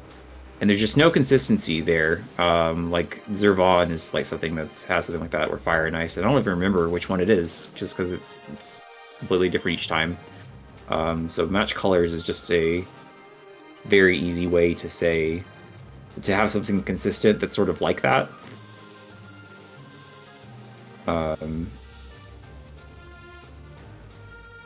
It's matching. When am I implementing Nisi? I don't know. We could do that in a DLC. Nisi, who wants to do that? For those unaware of Final Fantasy XIV raid mechanics, Nisi was quoted by one of the lead raid designers of Final Fantasy XIV as the worst thing he has ever created. His biggest mistake. But the way it works is that you get a debuff, and it deals damage to you over time, and it does it 5 times, and then it wears off. But the thing is that if you touch someone else, they also get that debuff, and you think like, okay, well, I'm just not going to touch anyone else so they don't take damage over time. But at the very end of the fight, or well, in 2 places throughout the fight, there are these little orbs that appear, and if you don't have the debuff, then you can't beat them. And so you have to do the entire fight, which is a very difficult fight, while passing around these debuffs from player to player, and just constantly having that in the background. And it's I mean, I never did the raid myself because I wasn't really a hardcore raider back then, but yeah, it seems pretty frustrating. And the way that players beat it was that they cheesed the mechanic. They just took the deaths and raised people. Just, screw trying to do this correctly. Just die and revive.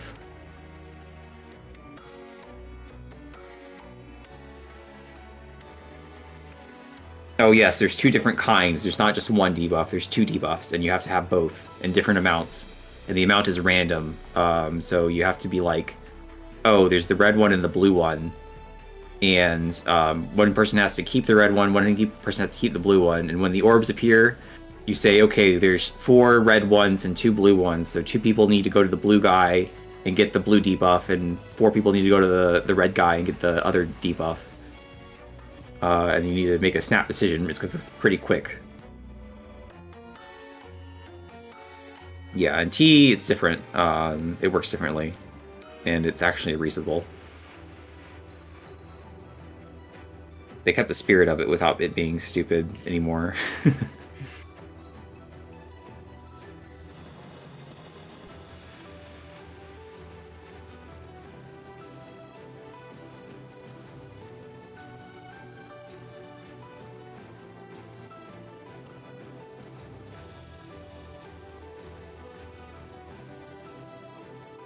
Yeah, there's a similar Nisi mechanic, but it doesn't deal damage over time.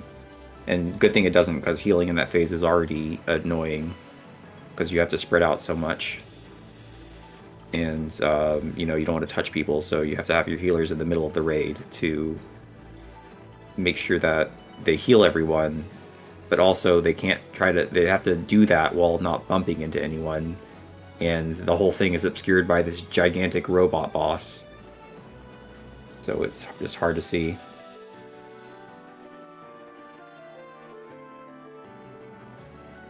Oh, there's actually a pretty relevant question to what you talked about earlier with unlocks.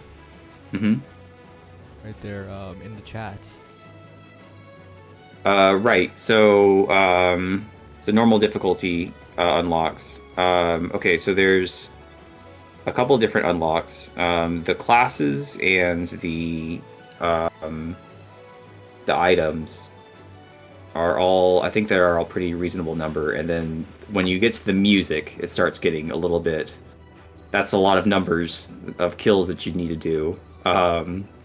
And my logic behind that is that you can grind out most of the things that you'd like the content in the game, like the items and the characters. So I think that's like one of the things that people want. And then for the little extra music things, it's just kind of like a cosmetic, doesn't really matter thing. So maybe I can make that a little bit more of a grind. But also the unlock conditions for the music checks. If you're deciding not to do boss kills, some of them are quite fun challenges that you can still do on normal or cute even. For instance, I think the one for instance, if you want the lakeside music in your music room, the condition for that is to beat Avi while not standing still for more than 5 seconds. And that's a fun little challenge. You can just like set your first stage to Avi, go on normal, and you don't have to grind out 100 kills or whatever. But the other unlocks, basically what I'm saying is that like you can just like kind of play the game a bazillion times and beat 100 bosses or whatever, but you should give the conditional things a try a little bit, and you might find it fun to do the little challenges if you want the music.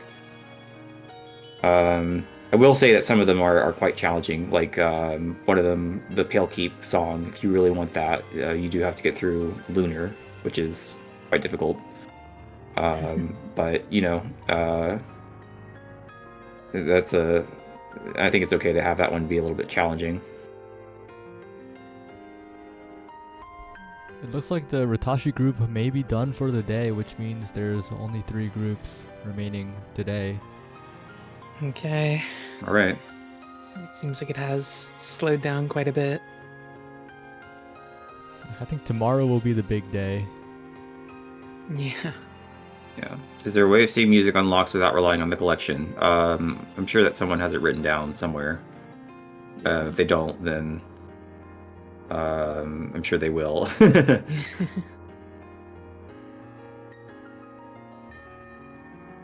But most of them are, what would you call it? They have a similar theme going on. So I'll give you a couple and see if you can catch the theme. So for Scholar's Nest, you need to defeat Twilight while your time stops somehow, whether through damage over time or some sort of lingering effect or some loot item going off. For Miran, you have to defeat her in the middle of the sword clash thing where your time slows down. So just from those two, I think you can kind of, most of them follow a similar pattern of that kind of thing, and there's some strategies you can use to get those pretty easily.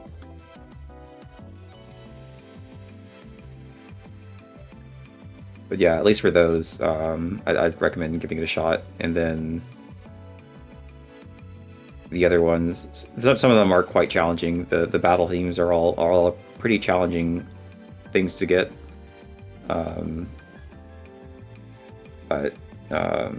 Yeah, I'd recommend giving them a shot, or just grinding it out. You can just keep playing the game or something else.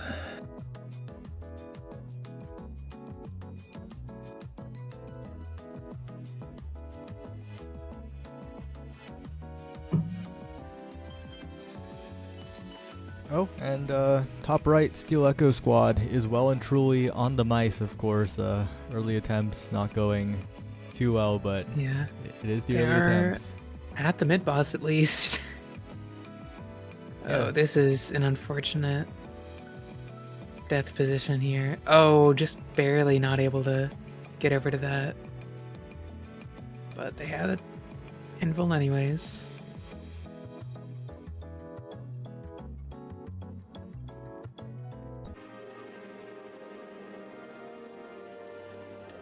Yeah, the DPS looks to be really low for this. Oh, that is unfortunate. Did you see that one? They just got completely run over. They went too far. Oh, And yeah. got run over by some bullets. On the top, right, I mean.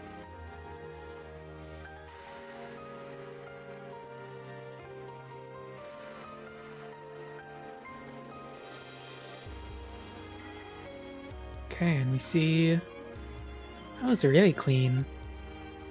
Full party at full HP with regen potions still active.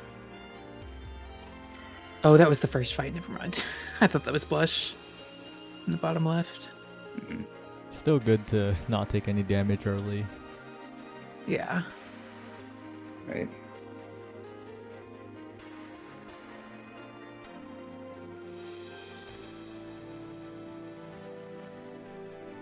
Getting the intrusive thoughts of missing out on some kind of other stream. It's time to check YouTube. Yeah, I was looking at it earlier. I think the only ones there are part of another group that we already have up. Yep, still. Oh yeah, Autumn's part of the bottom left, right? Yeah. Both of these streams are part of the bottom left. Well, All 4 people in that group are streaming. So 4 perspectives you can have for the same party.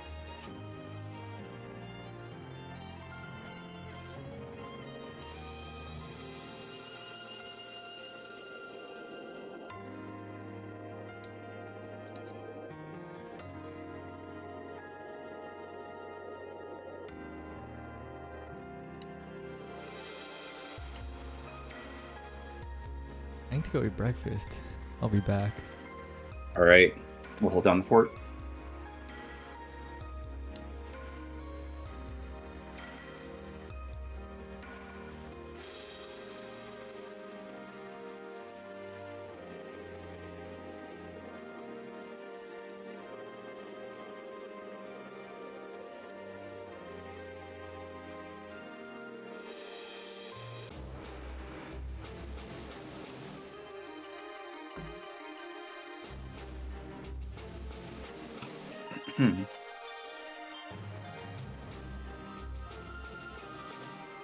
Well, at least one person's trying to do Orin correctly.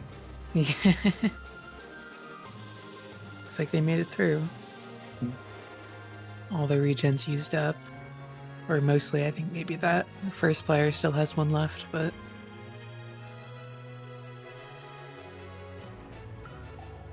I think this fight has been the one that's been a huge killer for most people so far. Oh, the blush fight? Or the Megan mouse- Barrow. Oh, right, yeah. It's actually not too different from single player Lunar. So Yeah, I think- if you've done that, it might be a bit easier. I think some of it's just knowing how exactly you have to position relative to everyone else.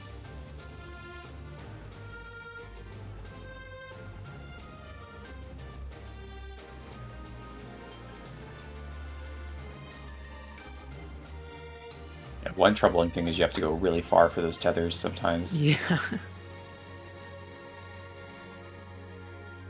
That's unfortunate. They don't have quite the groups down quite yet. Yeah. They're staying alive though. Barely, but And then there's this. It's just a mess of thorns. yep. This might be one of my. I wouldn't say it's like a favorite, but I really like this one. It's just very funny. The equivalent of that pattern on single player is one that's always a bit frustrating just because it's hard to deal damage as Bruiser because you don't have much of an opportunity to stand horizontally. but that's just how it goes sometimes. Yep. And that's a white.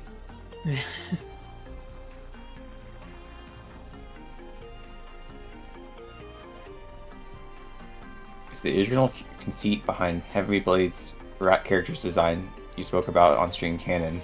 Man, that is an old. I'm surprised anyone remembers that. But I originally designed Heavy Blade to be more of a little bit closer to like the Dark Knight kind of thing, but like the idea is that she would be very. I think the way I put it is that she thinks she's extremely cute, but like, and she sort of like does up a lot of ribbons and stuff, and she has that sort of very look at me personality, but like she's also like severely lacking in sleep and like has bags under her eyes and that kind of thing. I do not think that conceit is born through. I think she's just kind of Heavy Blade Rabbit now.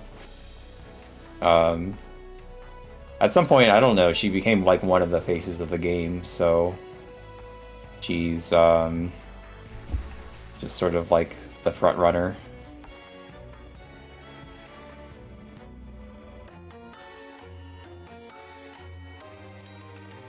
She and Wizard Rabbit.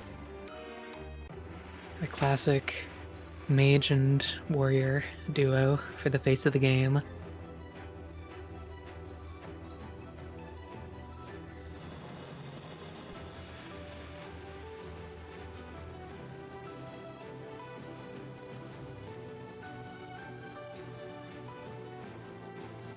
It does look like we have another Avi attempt coming up on bottom left. I actually did design Bruiser Rabbit a lot earlier. Like I kind of have this color theming going on. You probably noticed, but like there's like 5 different colors and 2 characters for each color. And originally, Heavy Blade was going to be the other purple character. So she would have like a little bit more of a darkness, magical theme to her, but also use a big, huge blade. And I moved her to be the red character because I had the idea for her moveset.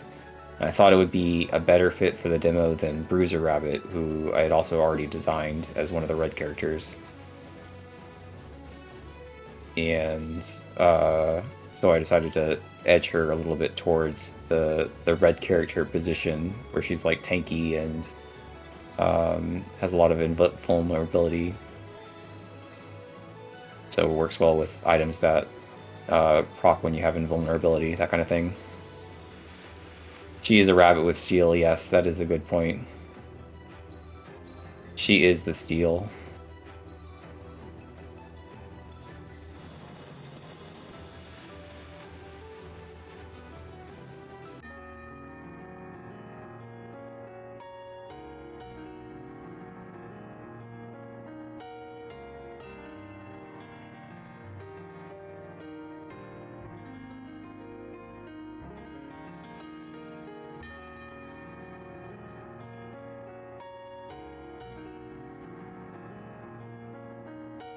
It does look like the bottom left team is making the phase 2 pretty healthy.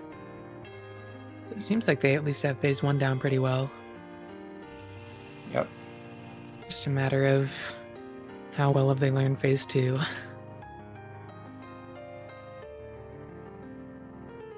They're doing with this part pretty well.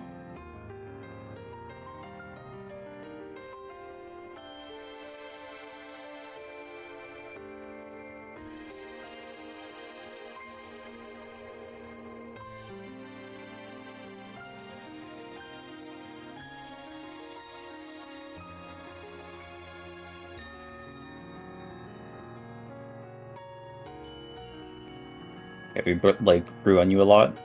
Yeah, I like the gap closer. It's just Final Fantasy XIV, their Dark Knight has a similar sort of gap closer move. It's like this plunge attack. It's very satisfying to use, and I would definitely wanted that in my Heavy Blade character, so for that to be part of her identity. And plus, I could reuse the animation from her primary, so it all worked out. fewer frames.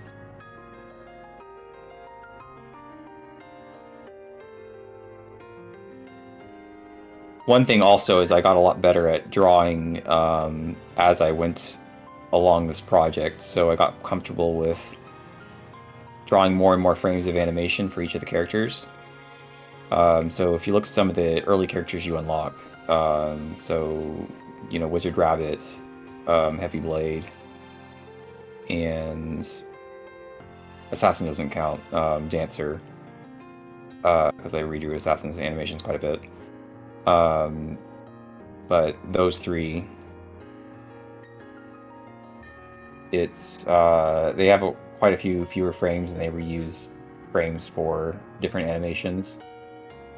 And that's just me being lazy and not wanting to draw a whole bunch of frames. Oh, unfortunate here. Looks like they were doing well, and then that one rotate no. pattern killed them. They've still got some time. Not a lot of time, but they've got time. Yeah.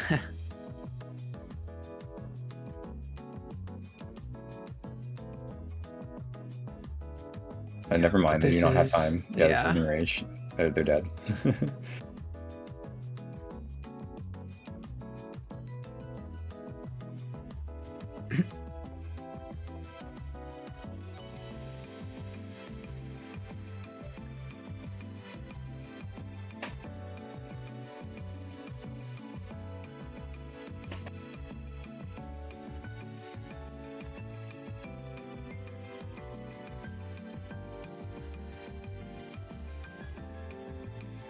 I can't believe the Saya name question was asked while I was gone. That had to be intentional. Oh, where'd you see that Did one? someone- I scrolled up and Twitch TV streaming on TTV. Wow. Oh, Okay, so the story is that when you join the Maiden's Hell Discord server, you have to pick a animal role. I just use their animal roles for the most part. I think I ran out of crows. Oh. I ran out of crows to give out, so That I think I gave explains a lot. someone a mouse or something like that. Huh, birds are popular, I guess. birds are cool.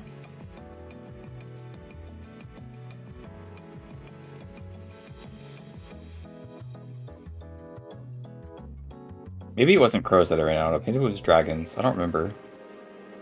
I could see dragons also being pretty popular.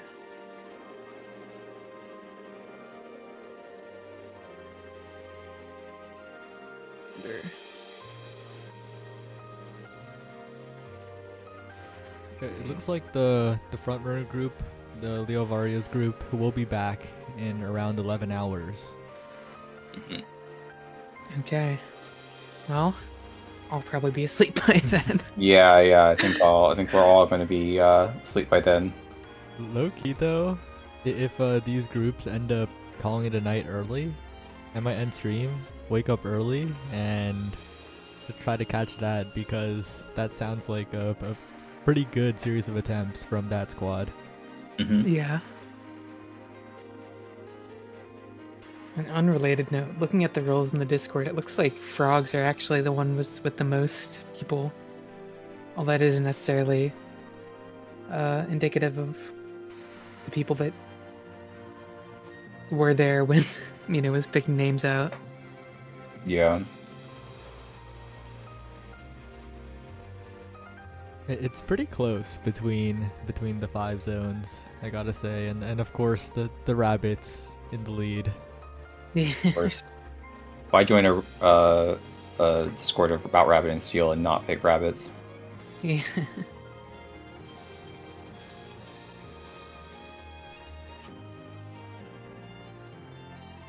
I wonder if people are changing their role away from mice just because they hate mice that much. I would never. I guess I'm kind of stuck to it now that I'm a mouse in the game. Someone joined the frogs while we were talking.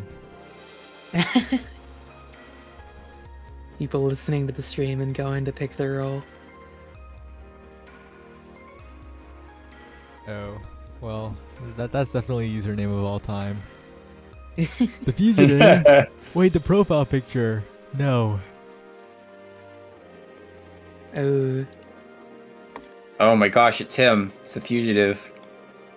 Going from the land of a different indie game. Is Fury indie? It is indie, right? yeah, Okay. I'd say so. At the very least, it certainly was when it came out. I don't know if it's like since I don't even think it's been like bought out by a bigger studio like Minecraft was.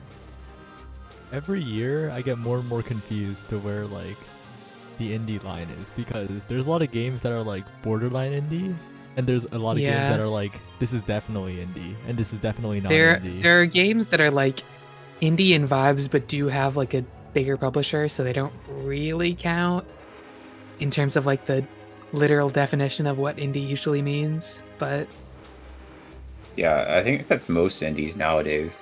yeah, Um, which is I'd why it's say- like I feel like a lot of people just kind of say it based on the vibes of the game. yeah. Well, for me, like maybe this is, I don't want to like gatekeep people. I think that games, people have varying circumstances, and it's just sort of like whatever circumstances you can make a video game in. But it definitely feels like what's quote unquote indie nowadays. There's a certain weird vibe, I guess, among game development circles that I'm not sure I'm like totally on board with, where at some point it meant like, okay, you have a small team and you try to self-publish something and you self-fund it, and it's like, okay, well, sometimes they take outside funding, that's fine, but at some point it's became this very like okay, there's indie publishers that are like, actually, they're not just like indie publishers of a bunch of people who like fund indie games and try to make a profit that way. They're like publicly traded companies. Like Devolver Digital is publicly traded on the stock market, and it's like, they I'm sure, like on social media, like I don't have any problem with them. They're probably very cool people, and they have a certain air about them that I think a lot of people enjoy. And they promote a lot of, they fund and promote a lot of things that have a certain vibe that a lot of people are into. But despite like the vibes they put out, when you actually like look at like the money behind it, it's quite a large, quite large sums of money are like involved, and it's sort of weird because Raven Steel was made with like maybe $30,000 total.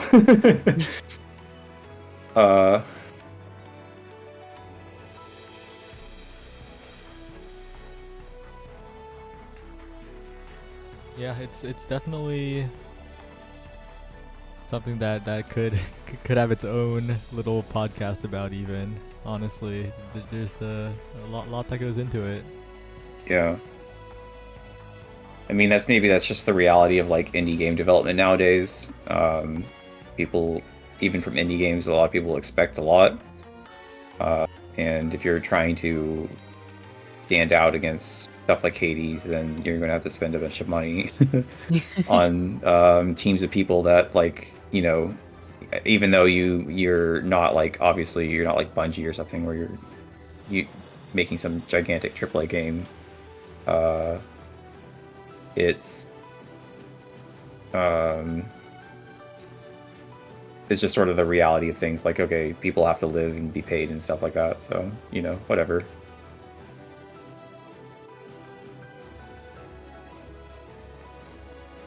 Alright, and it looks like Peridot is finally back on the runs after a lot of prepping. So that'll be interesting to watch them progress the mice. They seem to have this pattern down. Do you have it down? Yeah. They know what they are doing. Ooh, yeah, very well coordinated. Definitely. It looks like this druid has been forced to move out every time in that fight, which is maybe not what you want to happen, but we made it through regardless. Mm-hmm. On to Ornn. Oh, this is not. Oh, not quite coordinated on where to go.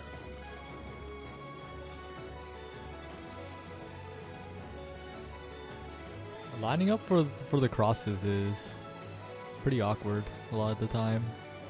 Definitely can. This fight can be pretty tricky because you have to coordinate two groups and sometimes have both groups moving both places. But yeah, this is looking like a wipe.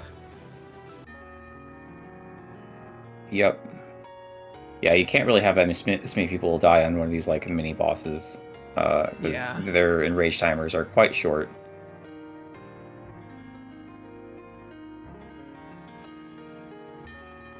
But making it to the fight is a form of progress.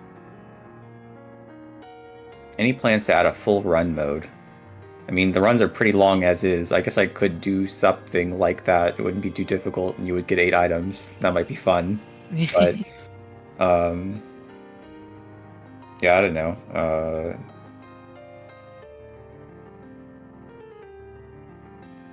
It's an interesting idea.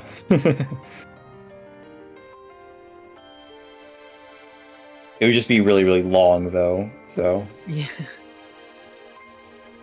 and I'm not Means sure how no much. dodging. I'm not sure how much more challenging it would be because by the last 2 zones you would have 7 or 8 items, so you'd be doing a lot of damage. Bathroom break after every zone. Yeah. Endless mode. I think endless mode would be very difficult to. I mean, it wouldn't be difficult as in like, oh, I couldn't program it. It'd be difficult to be like, to justify its existence, if that makes sense. Like, feel like I'm there's reminded maybe- of. Oh, go ahead. There's maybe like not quite enough fights in the game to make endless that much more interesting than a normal run. Yeah, I'm reminded of Slay the Spire's endless mode, which I'm not sure if people know exists or remember, but like before it was released, it was like super hyped. Like, oh my gosh, they're finally adding endless mode to Slay the Spire. And then it came out and it's like, yeah, this isn't fun. And this is, you get a big deck of cards and then you have the one card that does more damage when you have a big deck. And that's every single run eventually. So I could see Rabbit and Steel being a little bit similar. Like I don't think the limiting factor on Rabbit and Steel's difficulty is the boss attacks. There aren't any like stats or anything that I can continuously increase for an endless mode. You would just be fighting the same bosses over and over with increasingly more powerful and broken builds. So it would just get easier and easier as you went along, which isn't what you want for an endless mode. You want it to get harder and harder.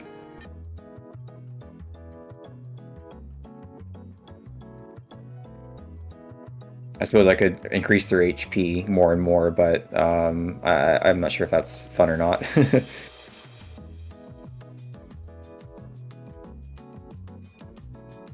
But how does the HP scaling work? Okay, so enemies have levels, I'm not sure if you noticed, and that level is their HP scaling. So I believe it is their base HP plus, let me just make sure before I say something, yes, 5% per enemy level. So if they're level 17, then that's well, let's just go with an even number. Level 20, then if they're level 20, then they're double their base HP. But the base HP depends on the fight and the pattern. Some enemies that dash around, like Rim, have lower HP than enemies that stand still. But yeah, it is that level scaling, and the level changes differently based off the difficulty of that you're running on, and that kind of stuff.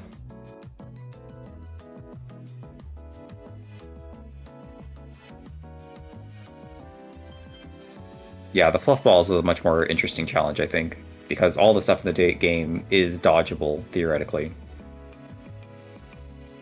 Fluffball challenge is certainly difficult. I've been grinding it a bit myself, but no success yet on Lunar. Yep.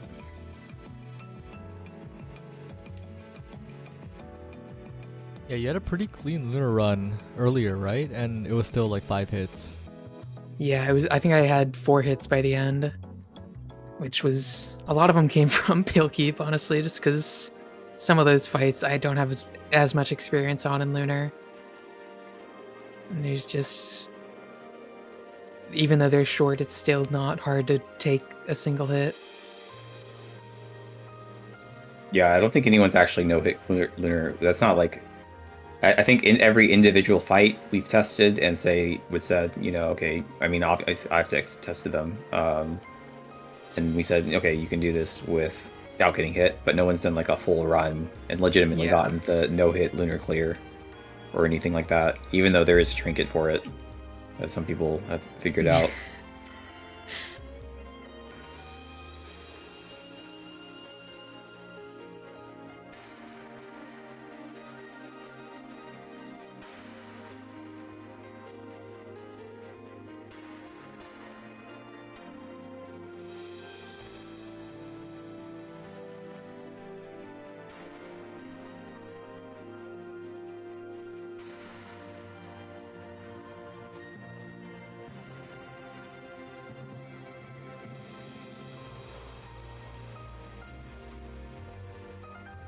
Are there any plans to include a save system? Probably not. Sorry. One of the things about a save system is that the fact that the game is multiplayer makes the whole thing a little bit more difficult. I think if the game was just, you know, items and, you know, upgrades and stuff, then I could do something like a save system. Well, that was not a good dash from Bruiser Rabbit. Then I could probably do something like a save system, but it has like it's the multiplayer element, and you have to say like, okay, there were 4 characters, and not only were there 4 characters, but you have to tap them all in. So okay, so who was on keyboard again? Who was using the controller? Obviously, you probably just would be impossible to do online. Yeah, that sort of complication, like how do you even deal with all that stuff, is probably why there wouldn't be a save system. Maybe it could work for single players, but it's a little bit much for just like even a single player thing.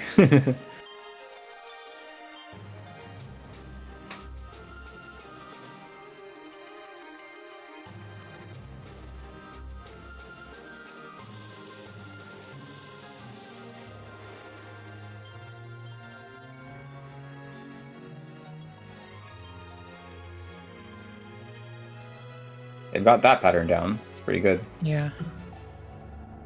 This one I think they've generally shown to be pretty good with. Oh no. Commentator's curse. I didn't even see Oh, what and they have happened to go the there. other way. Oh, did they Unfortunate. hit the center? Okay, well, at least she doesn't have the circle. Yeah. This one is probably not the worst thing in the world to have someone dead on. Oh, that's another one dead. They've got a good strategy for that, where the person, whoever has the ring, goes all the way down.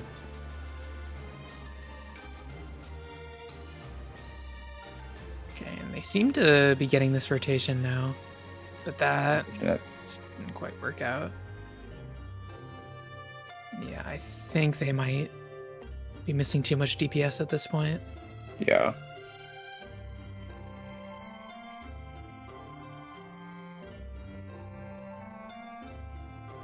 Bruiser has a lot of speed though, so they're able to. But yeah, oh yeah, this is the end coming up, and they are still a ways off. Yeah, just not enough DPS.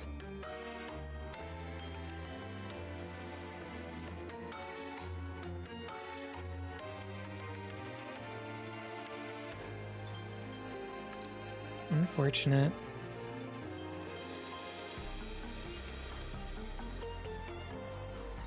All the fights are designed to allow all characters 100% uptime. Not really, to be honest. Some of them you have to go quite far in a direction where you can't really hit something as a character.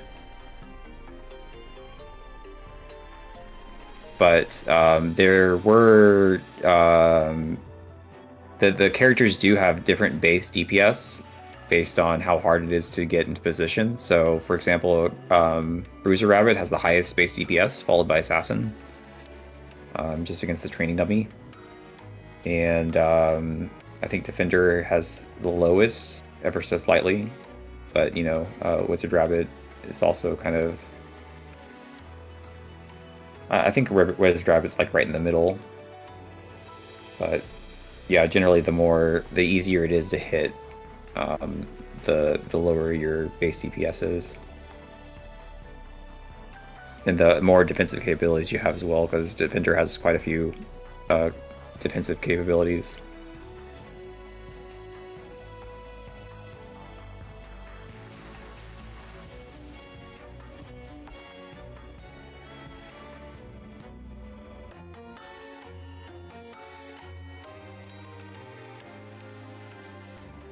Coming from your first solo win, congratulations.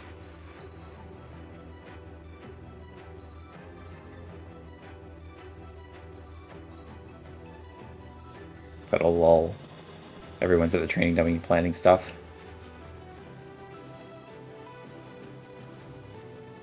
Man, everyone's on break. I'm the only one in the call. What the heck? Just needed to take drink some water. Yeah. Still here. I see. Okay. But yeah, not much going on. So I think definitely not as much of a rush as yesterday. Yeah, I think there was. I thought this as well, that, you know, the clear could happen very quickly. Like someone could just get a broken build and clear it. And I think that hasn't. I mean, obviously, other than the roguelike clear, quote unquote, it hasn't really borne out that way. You do have to learn all the fights. So Yeah. it's people are less in a rush because they don't think that someone's going to steal the clear any second now. My favorite class to play is Ancient Rabbit. It's definitely I had that idea for a class forever in my head while making this game, and I just really wanted to make it.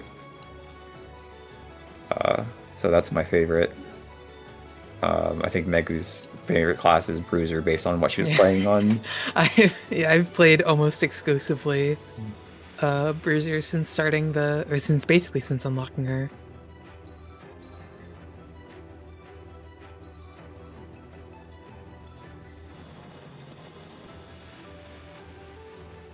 Hardest enemy type to fight? I think everyone's saying mouse. Everyone hates the mice. Mouse is pretty hard. I think also dragons can be pretty tricky. I think maybe there's a bit of a bias towards not saying that because people have cleared dragons, but part of that's just because they've had more access to dragons than mice. I think the other thing is that dragons might be a bit more fun than mice, even though they're very hard. I really like the dragon fights. They're probably my favorite to fight, but they're also very, very difficult.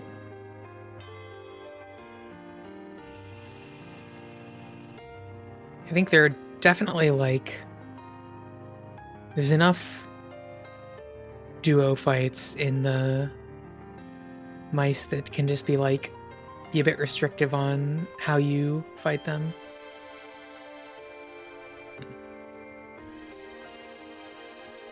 Which can be a bit tricky with how you build. Yeah. Yeah, I wanted to have different themes basically for each different zone. So the crows are the puzzle boss zone.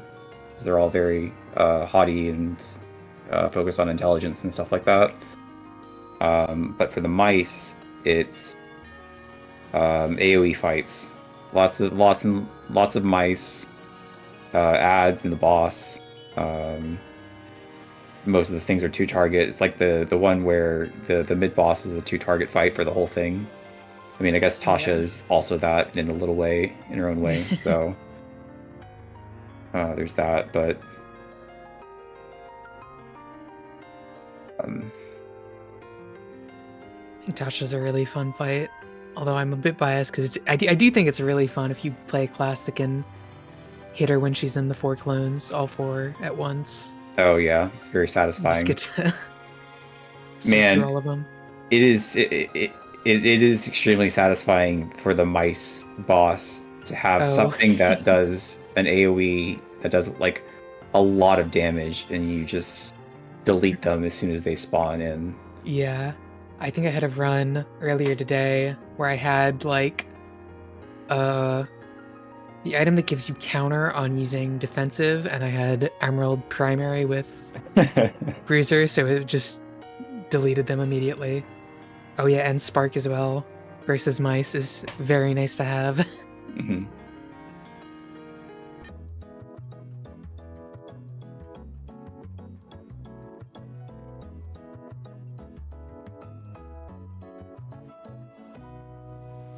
Yeah. Also, the mouse boss in particular was a boss that I had in mind for quite a while making this game. This idea of this extremely cute little mouse being like, "We're an order of knights, die, villain," and there's just like being a bunch of them. It's a very cute idea in my head that I wanted to make into a reality. Okay, a rabbit leap. Question about the rabbit leaps. So rabbit leap is 200 pixels when the game is displayed at 1920 by 1080p. So it's about a tenth of a normal battlefield. So it's about a battlefield is about like approximately 10 rabbit leaps in length, 20 rabbit leaps in 10 rabbit leaps in length and 5 rabbit leaps high. It's a measure of distance because I couldn't just say 200 pixels or something like that. So it's like a fantasy measure. That's, I guess, canonically like maybe 2 meters or something like that as far as a rabbit leaps. Maybe a meter would be closer, something like that.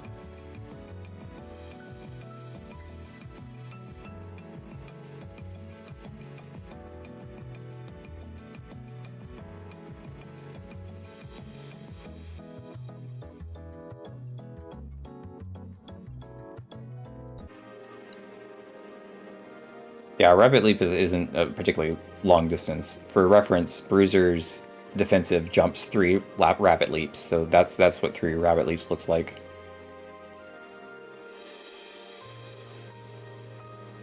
"600 pixels. The paladin theme for mice is amazing. It's interesting. I've heard that quite a bit from people, and it's very interesting that people are saying that because, to be honest, it was actually one of the songs that Hakone went back and forth on quite a bit. He was sort of unsure about the direction of it, but I think the final result, everyone really likes it. So Yeah, that's it's really good. one of my favorite songs in the game.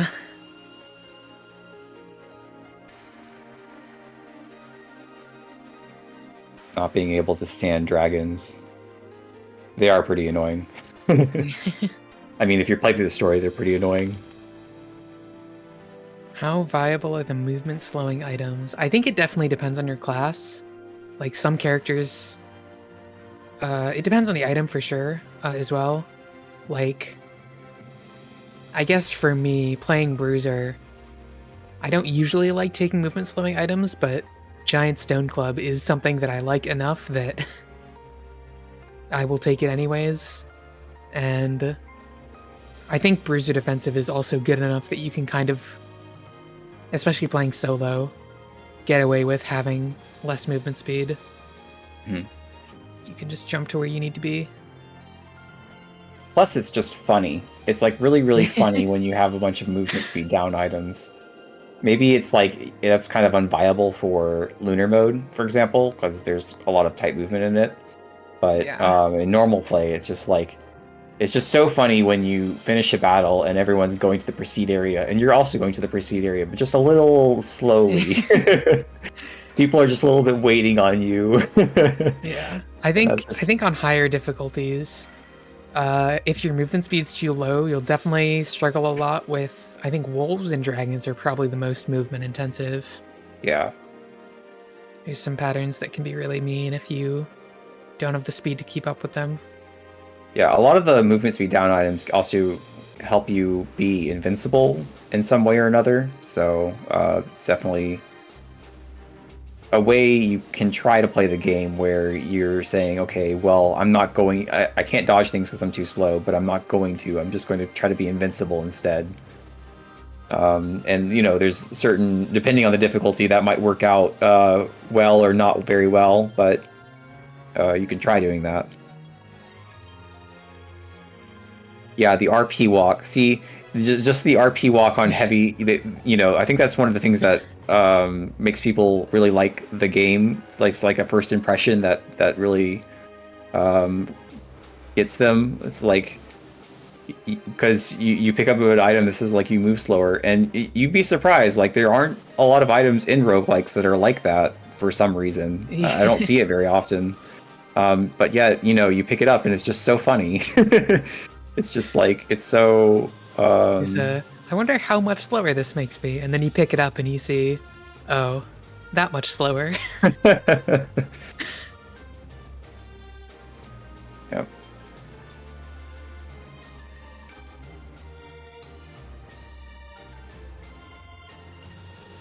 Good paladin mice. There's a funny story actually about the trailer with the mice. The trailer was a little bit late. It was supposed to be in mid-April, but it ended up being May 1st, I think, which was only like a week before the game came out. And the reason it was, they sent me a rough draft, and I had a lot of points that I wanted to say about it, but I was like, please include the mouse summoning the other mice. And I think the trailer making people... We showed them a bunch of fights. We recorded some footage. They didn't understand that the mice boss was like a boss. They thought it was just another random enemy because it was so small. You know, they understood like the dragon and the wolf was a boss, but they were like, oh, the mice, it's just sort of like another enemy. And I think that's why they included it in the first half of the trailer instead of the second half. But I was just like, please include that. And the point, the thing that they included, she has 4 possible lines that she can say there when she summons the mice. And the one that happened to be recorded was, "To me, my knights." And like literally that screenshot probably made the game sell twice as many copies because people saw that and it's like, okay, I immediately know what this game is. Just from that line alone, we understand. it's that kind of thing. Okay. They just happened to pull the Final Fantasy XIV reference. So the delay in the trailer was well worth it, I think. Yeah.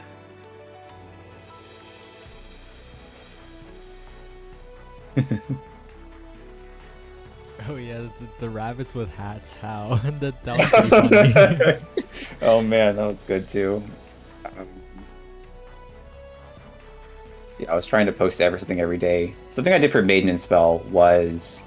There's a funny story behind that GIF as well. Something I did for Maiden and Spell was I had a countdown art, which is also Final Fantasy XIV-esque, where I put numbers on, and I drew each of the characters and, 5, 4, 3, 2, 1 on until launch. And I was going to do that for Rabbit and Steel. In fact, one of the ones I posted was supposed to be 3, but I was just so busy that I couldn't draw that many pictures. I couldn't draw a picture every single day. So I took a GIF instead, and that was the GIF that I took. It was just something that was very easy for me to do. But it was very popular. So that worked out. What's your favorite item set? That's hard to say. I don't know. What is my favorite item set?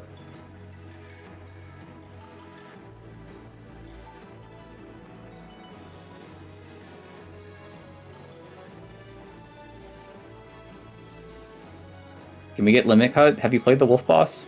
I don't know. Did we get any wolf boss footage on camera? It has something a little bit limit cut-y in one of its attacks on lunar mode. Unfortunately, I think the wolf clears were earlier in the day. And Okay, well, we're not if seeing you ever wolf attempts. have a chance to go over that VOD, you can show them the quote-unquote limit cut. Assuming they got to that, I think it's like the last thing she does.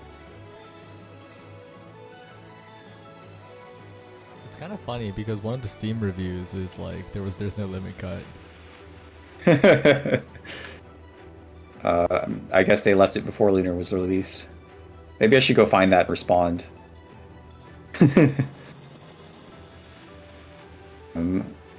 Also, depending on how loosely you want to define limit cut, I suppose that Twilight also has a limit cut now in the very first attack she does.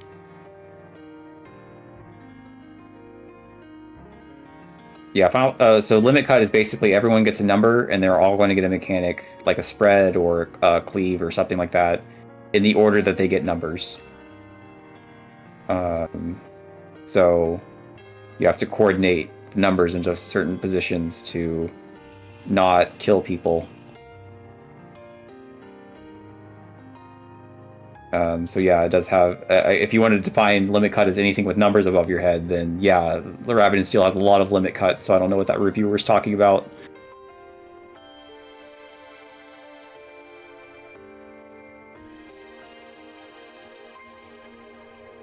Yeah, the 1, 2, 3, 4 mech could be called the limit cut if you want to define it quite loosely.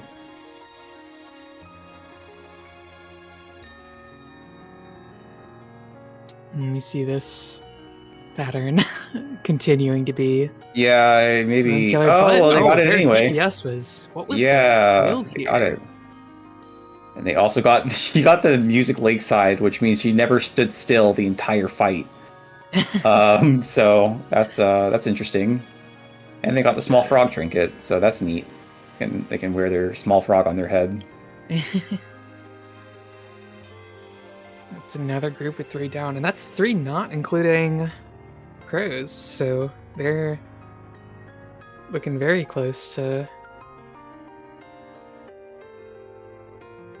making it through. Yeah, that's 3 groups then that are basically 4 out of 5. Yeah. I guess we'll see if they're gonna. I guess if they've been putting off crows for this long, they're probably not gonna go to them now. Mhm. But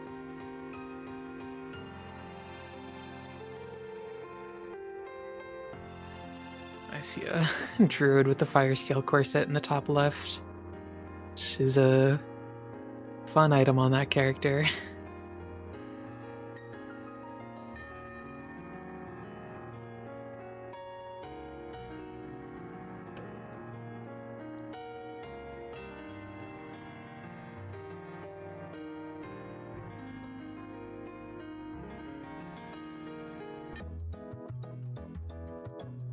Did the final boss count for the race? I don't know what you mean, but there was a sort of pseudo clear. I guess it was technically a clear with an old rule set where they beat the whole thing, but we changed the rules because we're cruel. No, but we decided to give them a sort of a roguelike win, we're calling it, because they sort of cheesed the whole thing with roguelike mechanics like you do in a roguelike. And we said new rules that everyone has to be a different class. Because of the way they cheesed it was all being the same class and doing some weird stuff. So now we're working for the raid world first. Yeah, the cheese run is interesting, I guess. There is a VOD of it, and the strategy that they used was they had 3 dancers and 1 druid. And what they all got the Garnet defensive upgrade. So all they had to get, this is why it's kind of a cheese, is they didn't have some sort of insane combination of items. All they needed was the Garnet defensive upgrade, and that's all they needed to win. And so the Garnet defensive upgrade for Dancer is Rabbit Luck for 5 seconds. And the Garnet defensive upgrade for Druid is basically it's invincibility AoE that has a luck percent chance, a 15% chance or something of resetting when you use an ability. So what they would do is just have 3 dancers, all with the Garnet defensive upgrade, with 100% rabbit luck uptime, and the Druid could just spam her defensive because it would always reset. And they were just completely invincible, and they were doing a bunch of damage because, you know, they all had rabbit luck, so they were critting all the time. And the Druid had some items as well that synced well with luck, although they probably didn't even need them. So yeah, 5,000 DPS, completely invulnerable. Barely even saw the second attack that the final boss did.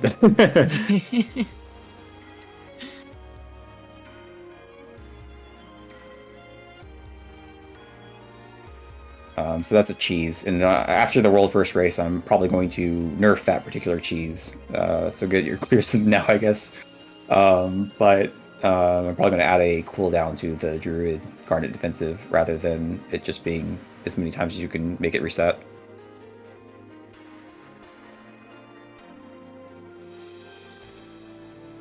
Speaking of crits, does each class have a different base crit chance? Oh, sorry, were you going to say something?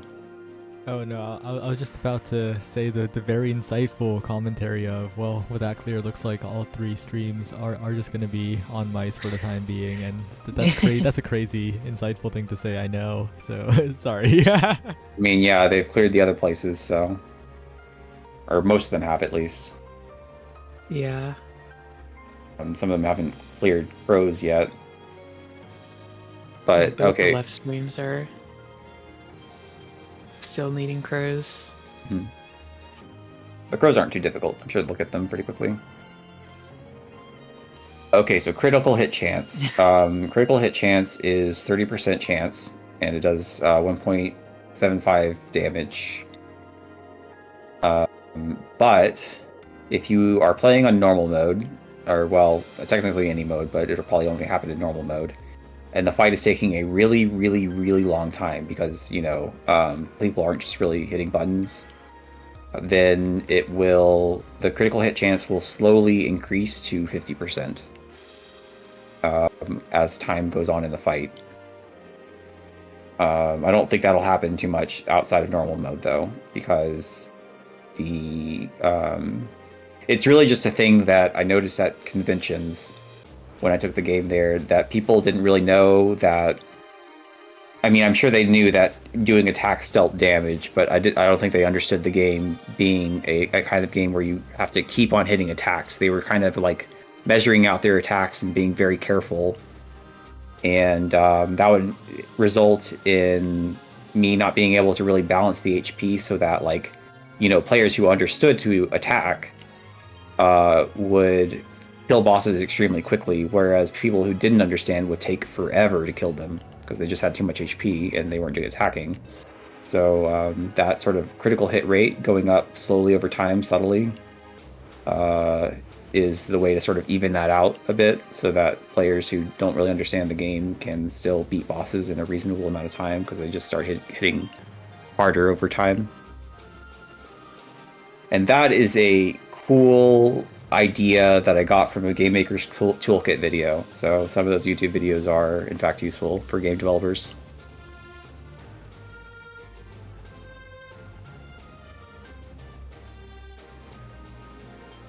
Yesterday and today has just been the Mino development podcast. So many interesting anecdotes about development, and just from pretty simple questions. Yeah, I have a lot of things to say. This game has consumed my life for at least, like, you know, a year and a half, so this is all I have to talk about.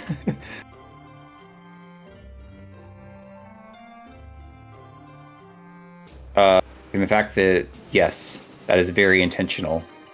Because, you know, you have to consider the opposite, right? Like, okay, imagine that 3 players are dead on the ground, and those 3 players no longer, say, get spread markers. So it's only the alive person who gets a spread marker. well then that just means there's no mechanics at all. It's just, they're just hitting the boss waiting for their friends to revive. So it kind of has to work that way. At least on normal mode. On hard mode and stuff, there's a DPS check, but I feel like hard mode also should require people to try to be alive and fail mechanic. If they fail the mechanics because people aren't alive, then that's sort of like what happens. And also it's just extremely funny, like, because you die in random places, and whether that leads to a wipe or not can be the nice edge, as we saw with Avi a lot, where people would die in kind of an inconvenient place, and they'd be tethered to other players, so that players were just barely outside of the hitbox they needed to be in to survive, and then that would wipe the whole raid.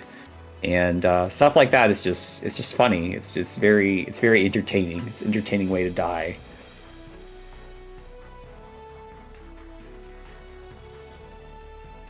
Well, I think the bigger thing with cute mode is generous enough that you don't really see deaths in cute mode in the first place too often. Right. Cute mode is exactly the same as normal mode. It's just with more HP and you deal more damage. That's it, and you get your health back. Cute mode is see, the name is important, actually, because people don't want to play on easy mode. If they say easy mode, then they feel like a loser. You have to name it something else. It's cute mode. Easy mode is for people who don't play video games. Cute mode is for people having a chill time. Exactly. So the name is important.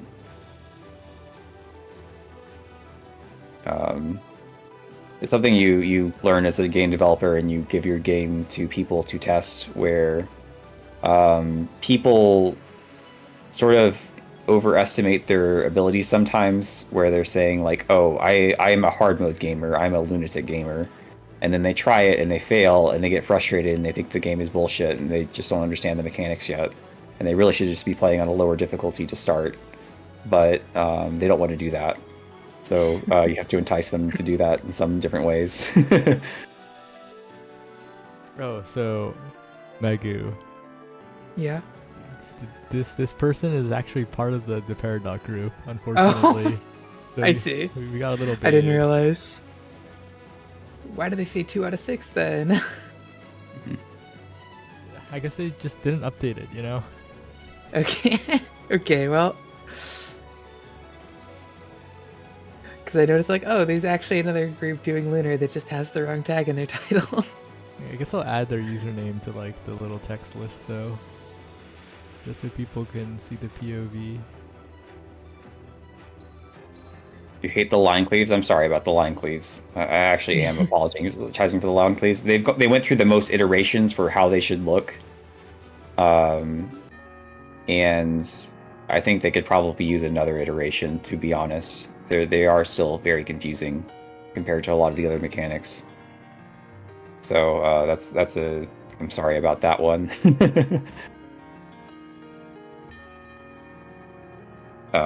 That's just the visual side. I mean, I think that mechanically, as like a mechanic, they're fine, but it's a little bit hard to, when they're on a player, it's a little bit hard to tell who they're on immediately just from looking at them. And I did try to like color code them and stuff, but even that's like still not enough, because you just, if people are in the wrong positions to start, then it's just like, okay, wait, I need to go which way now, because the whole screen is just covered in a square of color. Oh, the expanding line cleaves. You like the lasers. I really like that mechanic. It's just very, very obvious what it does, and self-explanatory. It's the best.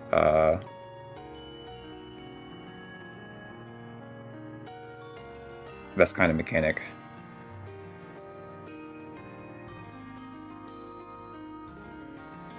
Yeah, they kind of remind me of the Def Secret recast. Oh, yeah. Which one? Depth basic with the expanding bubble. Oh yeah, yeah.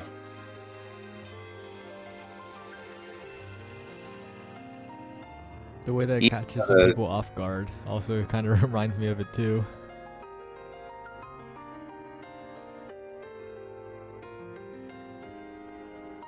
Yeah, the expanding bubbles was originally going to be a frog thing. In fact, I think frogs still use it in some places. Lush has some places where she has an expanding orb, but just because like water themed, and I wanted to keep it consistent with maintenance spell.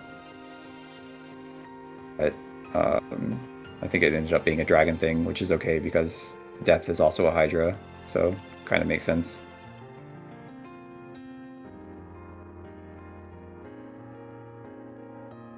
Yeah, kill bosses is how to unlock other classes. Kill bosses on hard mode to unlock them immediately, or you can kill a number of bosses on normal mode and unlock them slowly. Or even cute mode. Cute mode's fine. You just want to chill and make broken builds and destroy things. And finish the story, maybe, if you're playing solo. I haven't seen too many comments about the story. Yeah. I guess I was expecting at least a few people to mention it, but I don't know, maybe most people are just playing multiplayer, because the story doesn't appear unless you're playing solo.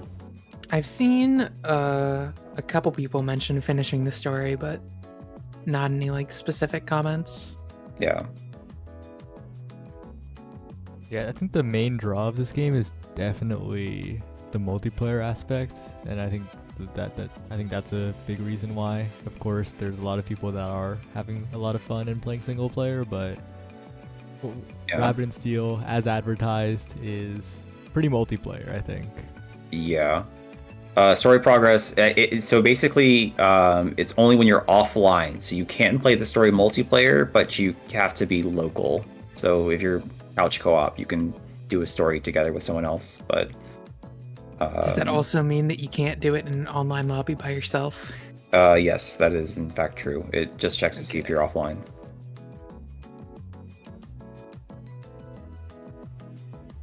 Yeah, I mean, I understand it's not like a big selling point. It's mostly just me rambling, to be honest. Yeah, you don't need to concern with yourself with it if you're not too interested. There's people who've played my previous game, Maiden and Spell, for years and years and still not done the story mode of that game either. It does look like bottom left team has moved on to doing crows instead of trying mice over and over. Yo, they're beating me up. They're too familiar with the mechanic. Well, they almost messed that one up, but... Man, the teleport bug in the demo, that was a bug. Yeah. For sure. The now that I'm like looking at a stream of this, I can see why the teleport bug was happening so frequently. This weird thing. E7S flashbacks. Yeah, that's basically the fight. I was trying to do the crows was when I was still trying to do different things with the mechanics, and I wasn't quite sure which direction I should take the game in. So, for instance, the original version of Twilight had sort of waiting and spell-esque things, but by waiting and spell-esque things, I don't mean the current version of Time Stop. I mean like you'd get a bunch of debuffs that just had unique symbols, and then you had to figure out through trial and error that symbol basically means you're going to explode in the hue of JoE, and then that symbol means you're going to have a stack, and then that symbol means you're going to have bullets come out of you, and yeah, no one could figure that one out. that was bad design. I'm glad I moved away from that.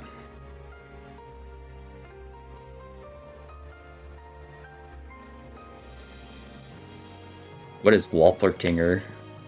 I mean, I kind of coded it after a jackalope, to be honest. You know, with the horns. But maybe Walplertinger is a kind of jackalope. Basically the same thing? Okay. I've never heard of a Walplertinger. So I is in fact the one running the stream. Yes. Oh, okay. Is that the exact username? I'll add that too.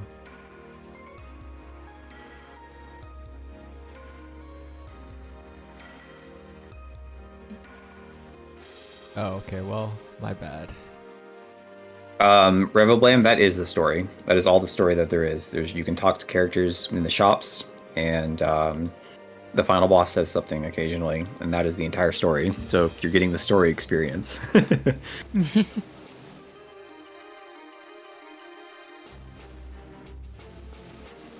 Difficulty doesn't matter for the story. You can just do it wherever. hmm And your only reward for doing the story is Steam achievements and a one trinket. So you don't have to do it if you aren't that interested. It's not like an integral part of the thing, unlike some other Seeing- games that do Seeing the rating. diagrams coming out in the top left.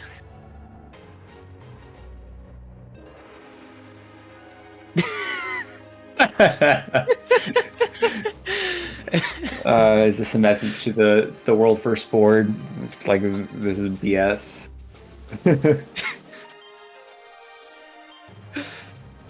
Uh,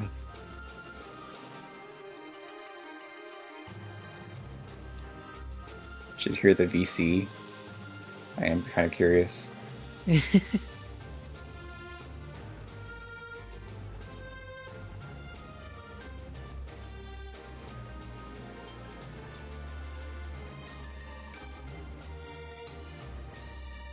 You're invested in what's happening in the game. Yeah, I mean, I kind of I wouldn't say it's like a story that the world must hear or anything like that.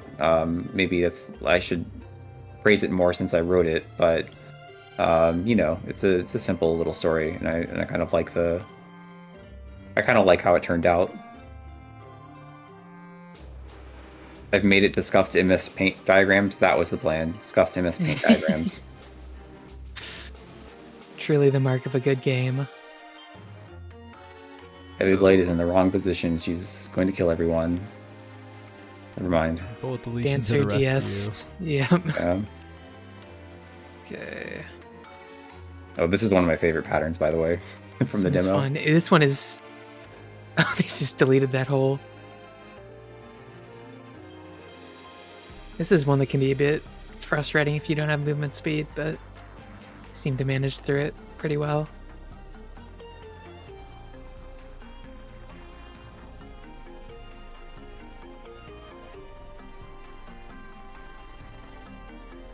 Oh, here's limit cut. See, show this clip to the Steam reviewer.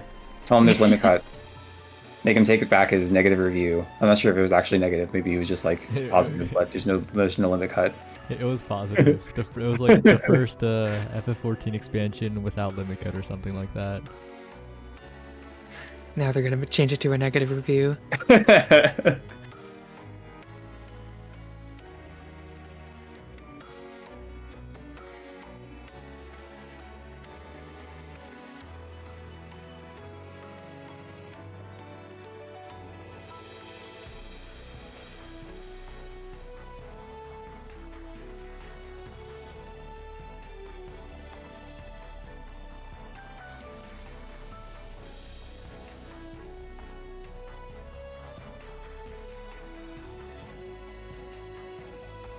This is like this is their first attempt, right? Pretty much. Looks like I think so. I think they switched over to Crows and pretty much getting through it right away. Did they play the crows in the demo at all? probably. No. Presumably, yeah. They look like they know what they're doing.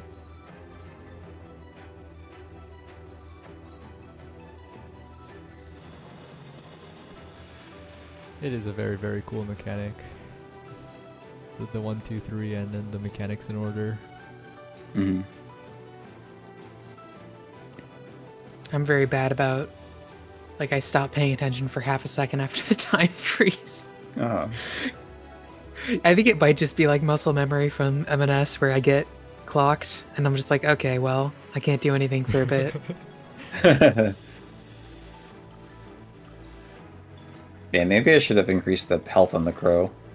Yeah, this is... Maybe it's just because everyone's alive. People are doing enough damage to skip mechanics, but Yeah. They also... Trying to see.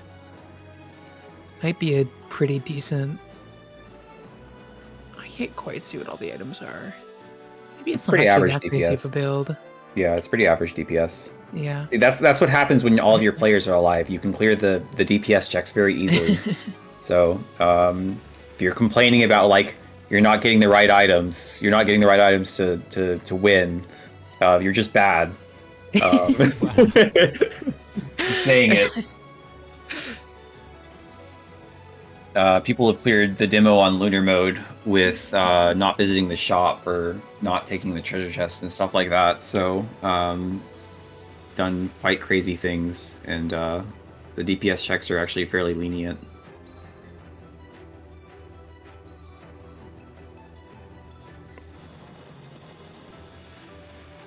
Oh, and it looks like they just got sent back to Emerald Lakeside, so they're just quitting out and moving back. Oh. Well, maybe that could have been an opportunity where they just go through Emerald Lakeside again, and then maybe they luck into Churchmouch and they have a bunch of broken items. But I guess their Yeah. builds weren't crazy, so maybe it wasn't worth continuing. Yeah, and it's probably just a mix of not feeling that confident in frogs either, so they don't feel like even if it might just be a waste of time to try to continue it and then lose on Avi anyways. Mm-hmm. Especially without the regen. Right.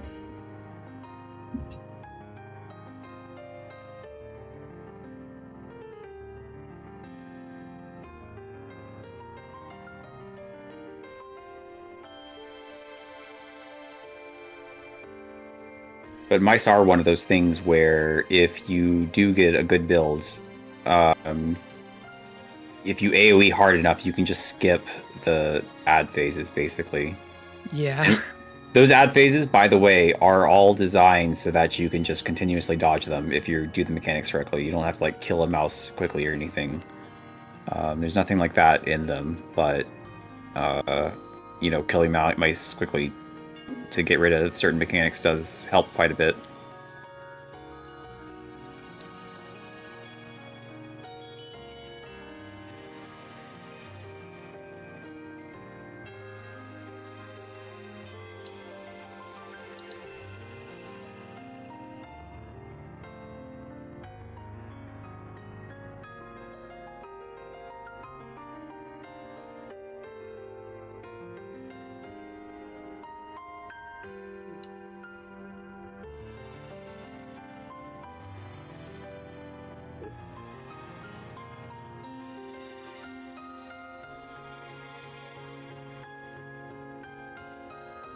How does boss HP scale with more players? Okay, so they have their base HP and then times their enemy level or whatever.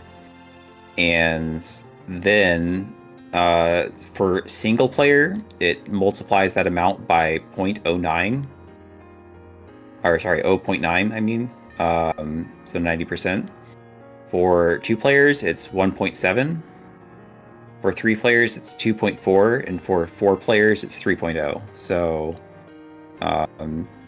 the quick maths on that is that each successive player needs to deal less damage. The DPS check is harshest on single player, and slowly gets easier over time.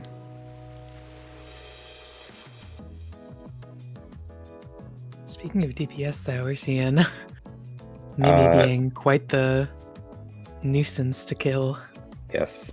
with how much she moves around.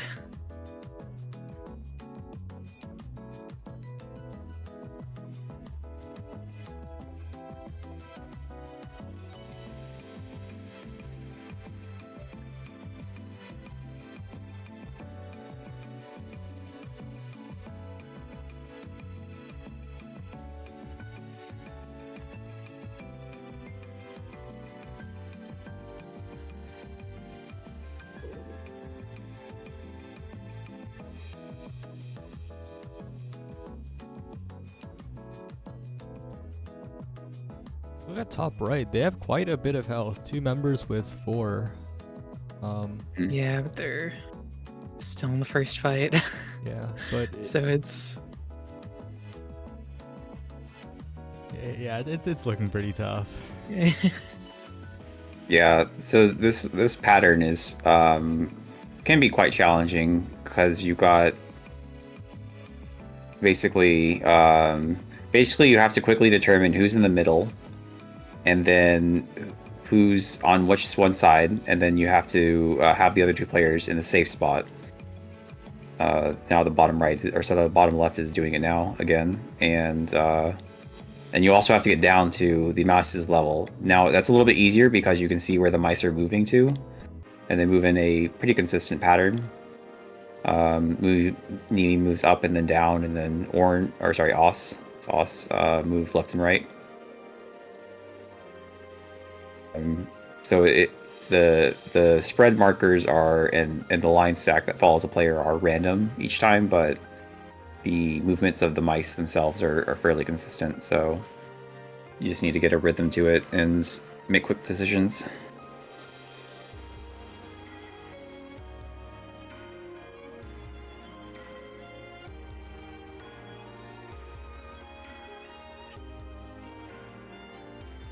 That's Orin's turn to kill a party. Never mind. Barely made it through.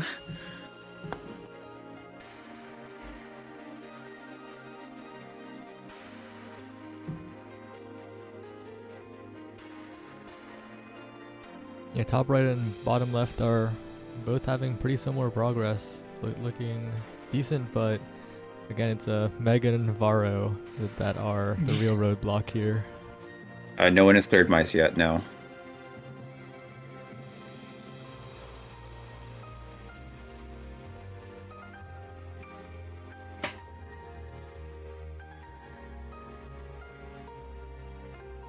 They do have a golden katana, so if they're targeting the center of the mice there, they could do a lot of damage with that.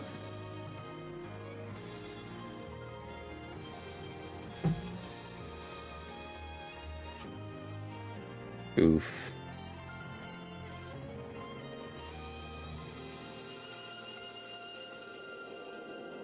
Like the conversation where Animi explains her tomato. The actual story behind the tomato is that I was designing characters on stream, and I was just drawing mice, and I drew Nimi, although her name wasn't decided at the time, and then someone just popped into chat, first message. I think they've been in my chat before, but first message that day, hello, can you draw a tomato on her head? Thanks. And I was like, okay. But it's a very good vibe for her. It makes her look like some sort of Italian food, and very fitting of a mouse. Like her hair color is the color of Parmesan. She's got a tomato on her head.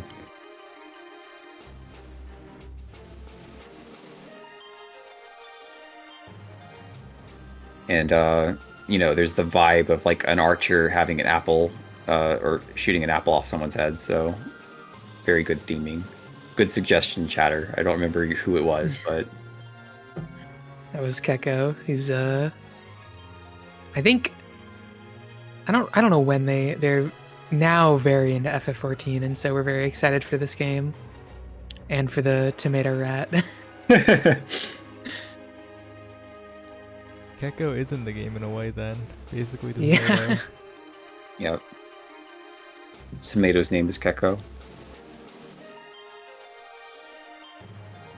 I'm surprised you remember that. You remember it better than I do. Well, I still talk to Keko a lot, so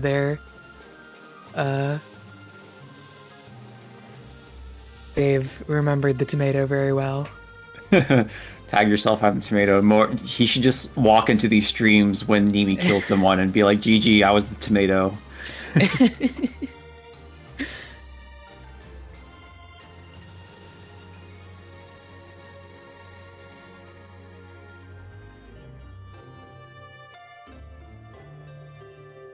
I guess since there's 2 more stream names there, it's time to stop calling this the Paradox group and just call them Kindred. But they've been doing quite well here, halfway through Megan Varro, Yeah. and not taking any crazy hits. Oh, Well, There's some Well- crazy hits. Yeah, you need to get to the center there. One tether resolves, center, Yeah, other tether I can- resolves. Can be a little hard to notice the tether sometimes, but first tether going off, but they at least seem to have the idea of what to do there. Mhm.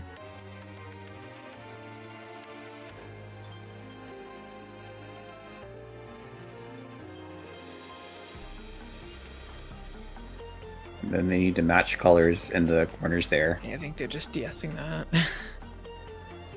And that's the fight. And I don't this remember if they do is- anything else. I think this is DPS. Oh no, one more. Oh yeah. Oh this yeah, one. oh yeah, yeah. There's one more pattern, so they might kill it here, actually.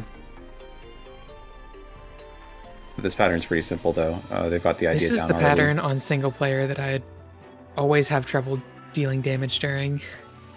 It's just hard to hit them. But they are very close. Oh I man, think are they they're going to not do gonna it? Make it? Oh, they might. Oh. Bruiser, please, Berserk. Do it. This No. is the third. This is the third 1% wipe they've had. This group.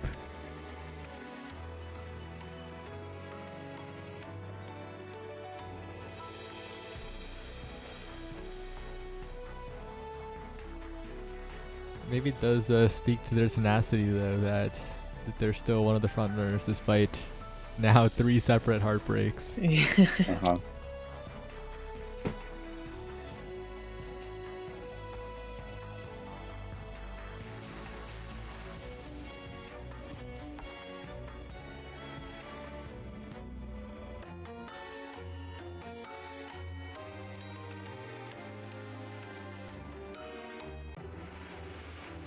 Looks like we're seeing another wipe to Austin Nimi. Actually, maybe they will. Oh no, never mind.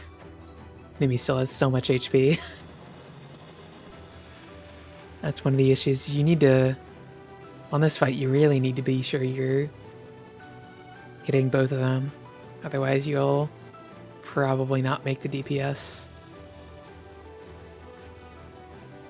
Tomato and Rage.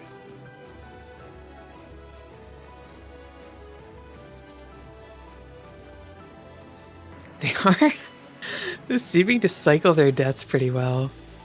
But yeah, you can only do that for so long. Yep.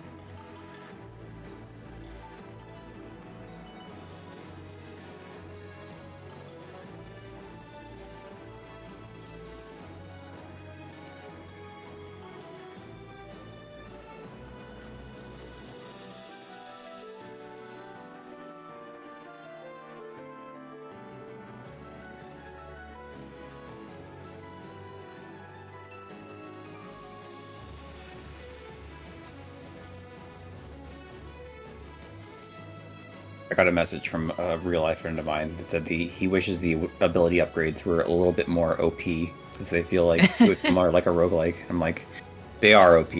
Just taking Some, the long some of them ones. definitely are, yeah. I don't know if I said this on stream yesterday, but Bruiser Emerald Special is probably my favorite upgrade in the game. You just get so much out of it. You get damage, you get speed, you get GCD.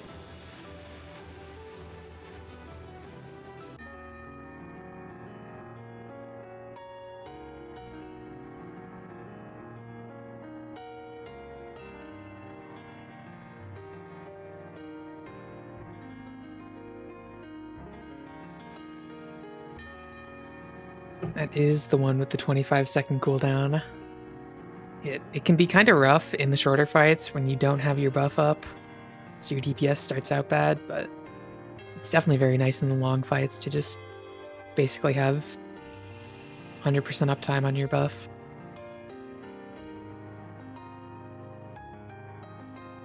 I don't think it gets affected by cooldown reduction. Oh, maybe it does get affected by Opal Secondary, but...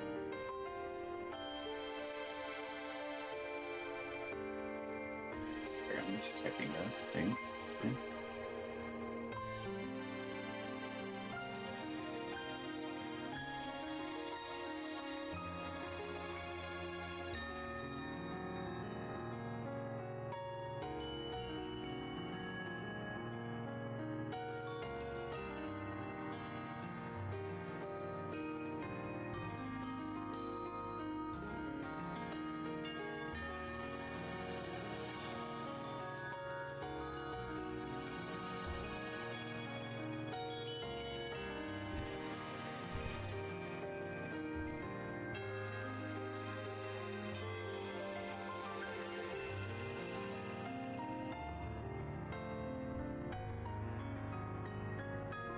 I do think I might call it pretty early today.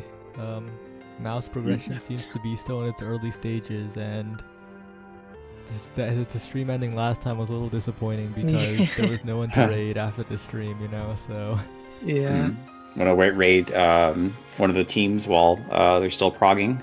yeah, that's probably a good idea. And then maybe I'll show up nice and early tomorrow, possibly, and that could probably be good because we'll have the current front runners probably there, the team that got first clear on dragons and frogs. So Yeah. Yeah. So I think we're down to, yeah, we're up to 3 teams now. Basically only missing mice. The top left team is also missing crows, but that, as we saw with the bottom left team, shouldn't take them too long. Hmm.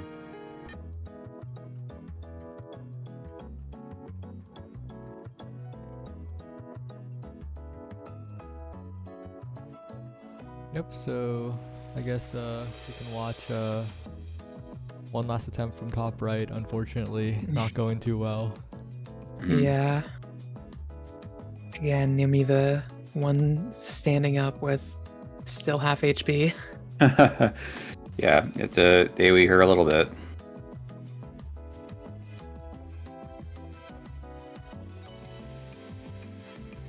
Yeah, I think it might just be a case of people not switching their targeting over to Nimi. So you end up just default targeting Os, and if you're in front, you don't even send things over towards Nimi.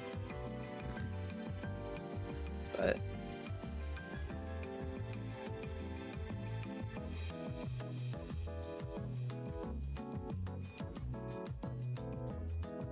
Oh yeah, hold shift for cleave.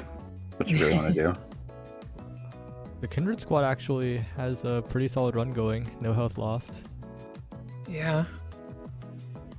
Yeah, I think this Ornn pattern has typically been the easier one has seemed to be the easier one, at least for everyone. Their damage Yeah, I seems pretty good as well.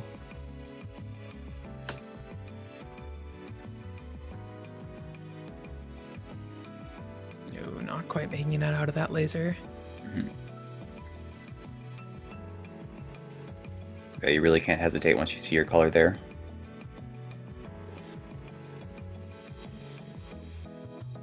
All right, this is where it comes down to.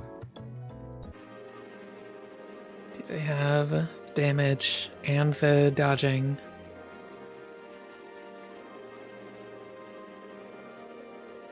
This is another pattern that's really rough without speed. Yeah. Maybe I could make that a little bit slower. It's nerf number 2.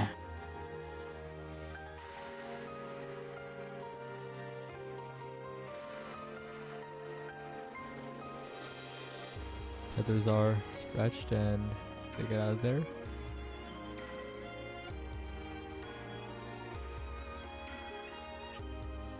But their dancer is pretty low, and that's a little scary. Yeah, but they are already halfway through both health bars. About. Should probably focus on them. Oh, unfortunate. Didn't make it to the right place in time. Nerf number 1 is one of Avi's pattern. Or well, I'm not sure if I'm going to do it or not, but there's one of Avi's patterns that is just her third song is just very, very, very fast. Like the speed at which you need to get in for the what's it called? The circle is just too fast for a lot of players, and even probably too fast for like ping reasons. Like if your internet connection is slow, then the circle will spawn too fast and you'll like run into the edge of it. So that might need to be adjusted. Okay, this is probably the end of the road for this attempt. Yep. Yeah, this is the last pattern that they use. Yeah, their DPSs. They might make it to Enrage, but that'll probably be it. Yep.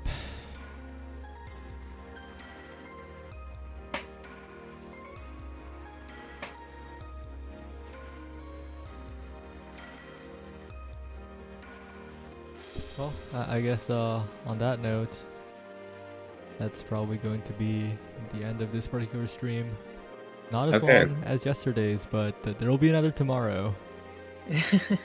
Sounds like a plan. I'll be there, assuming I'm awake, which I probably will be. Yeah. Well, see ya, everyone. We're probably gonna raid Yeah. Peridot, lol. So Yep. Thanks for doing the stream, Saya. Been Yeah. great. thanks for coming on. I did not expect you to 9 hours with us, and wow. Nah, it's fun. It's a lot of fun chatting about the game. Yeah. Actually, I should probably drop to the discord.gg/MNS. I mean, if you haven't joined the Discord server for Maiden and Spell and Rabbit and Steel yet, it's pretty good. Discord review, definitely above average. Yep. We have a comfy vibe. Lich's smile keeps everyone in check. Yeah. Megu, anything you want to say before it's over? No. I'm too tired to think. Right. But good luck to all the rest of the teams in their attempts at finishing the rest of the race. See you, everyone.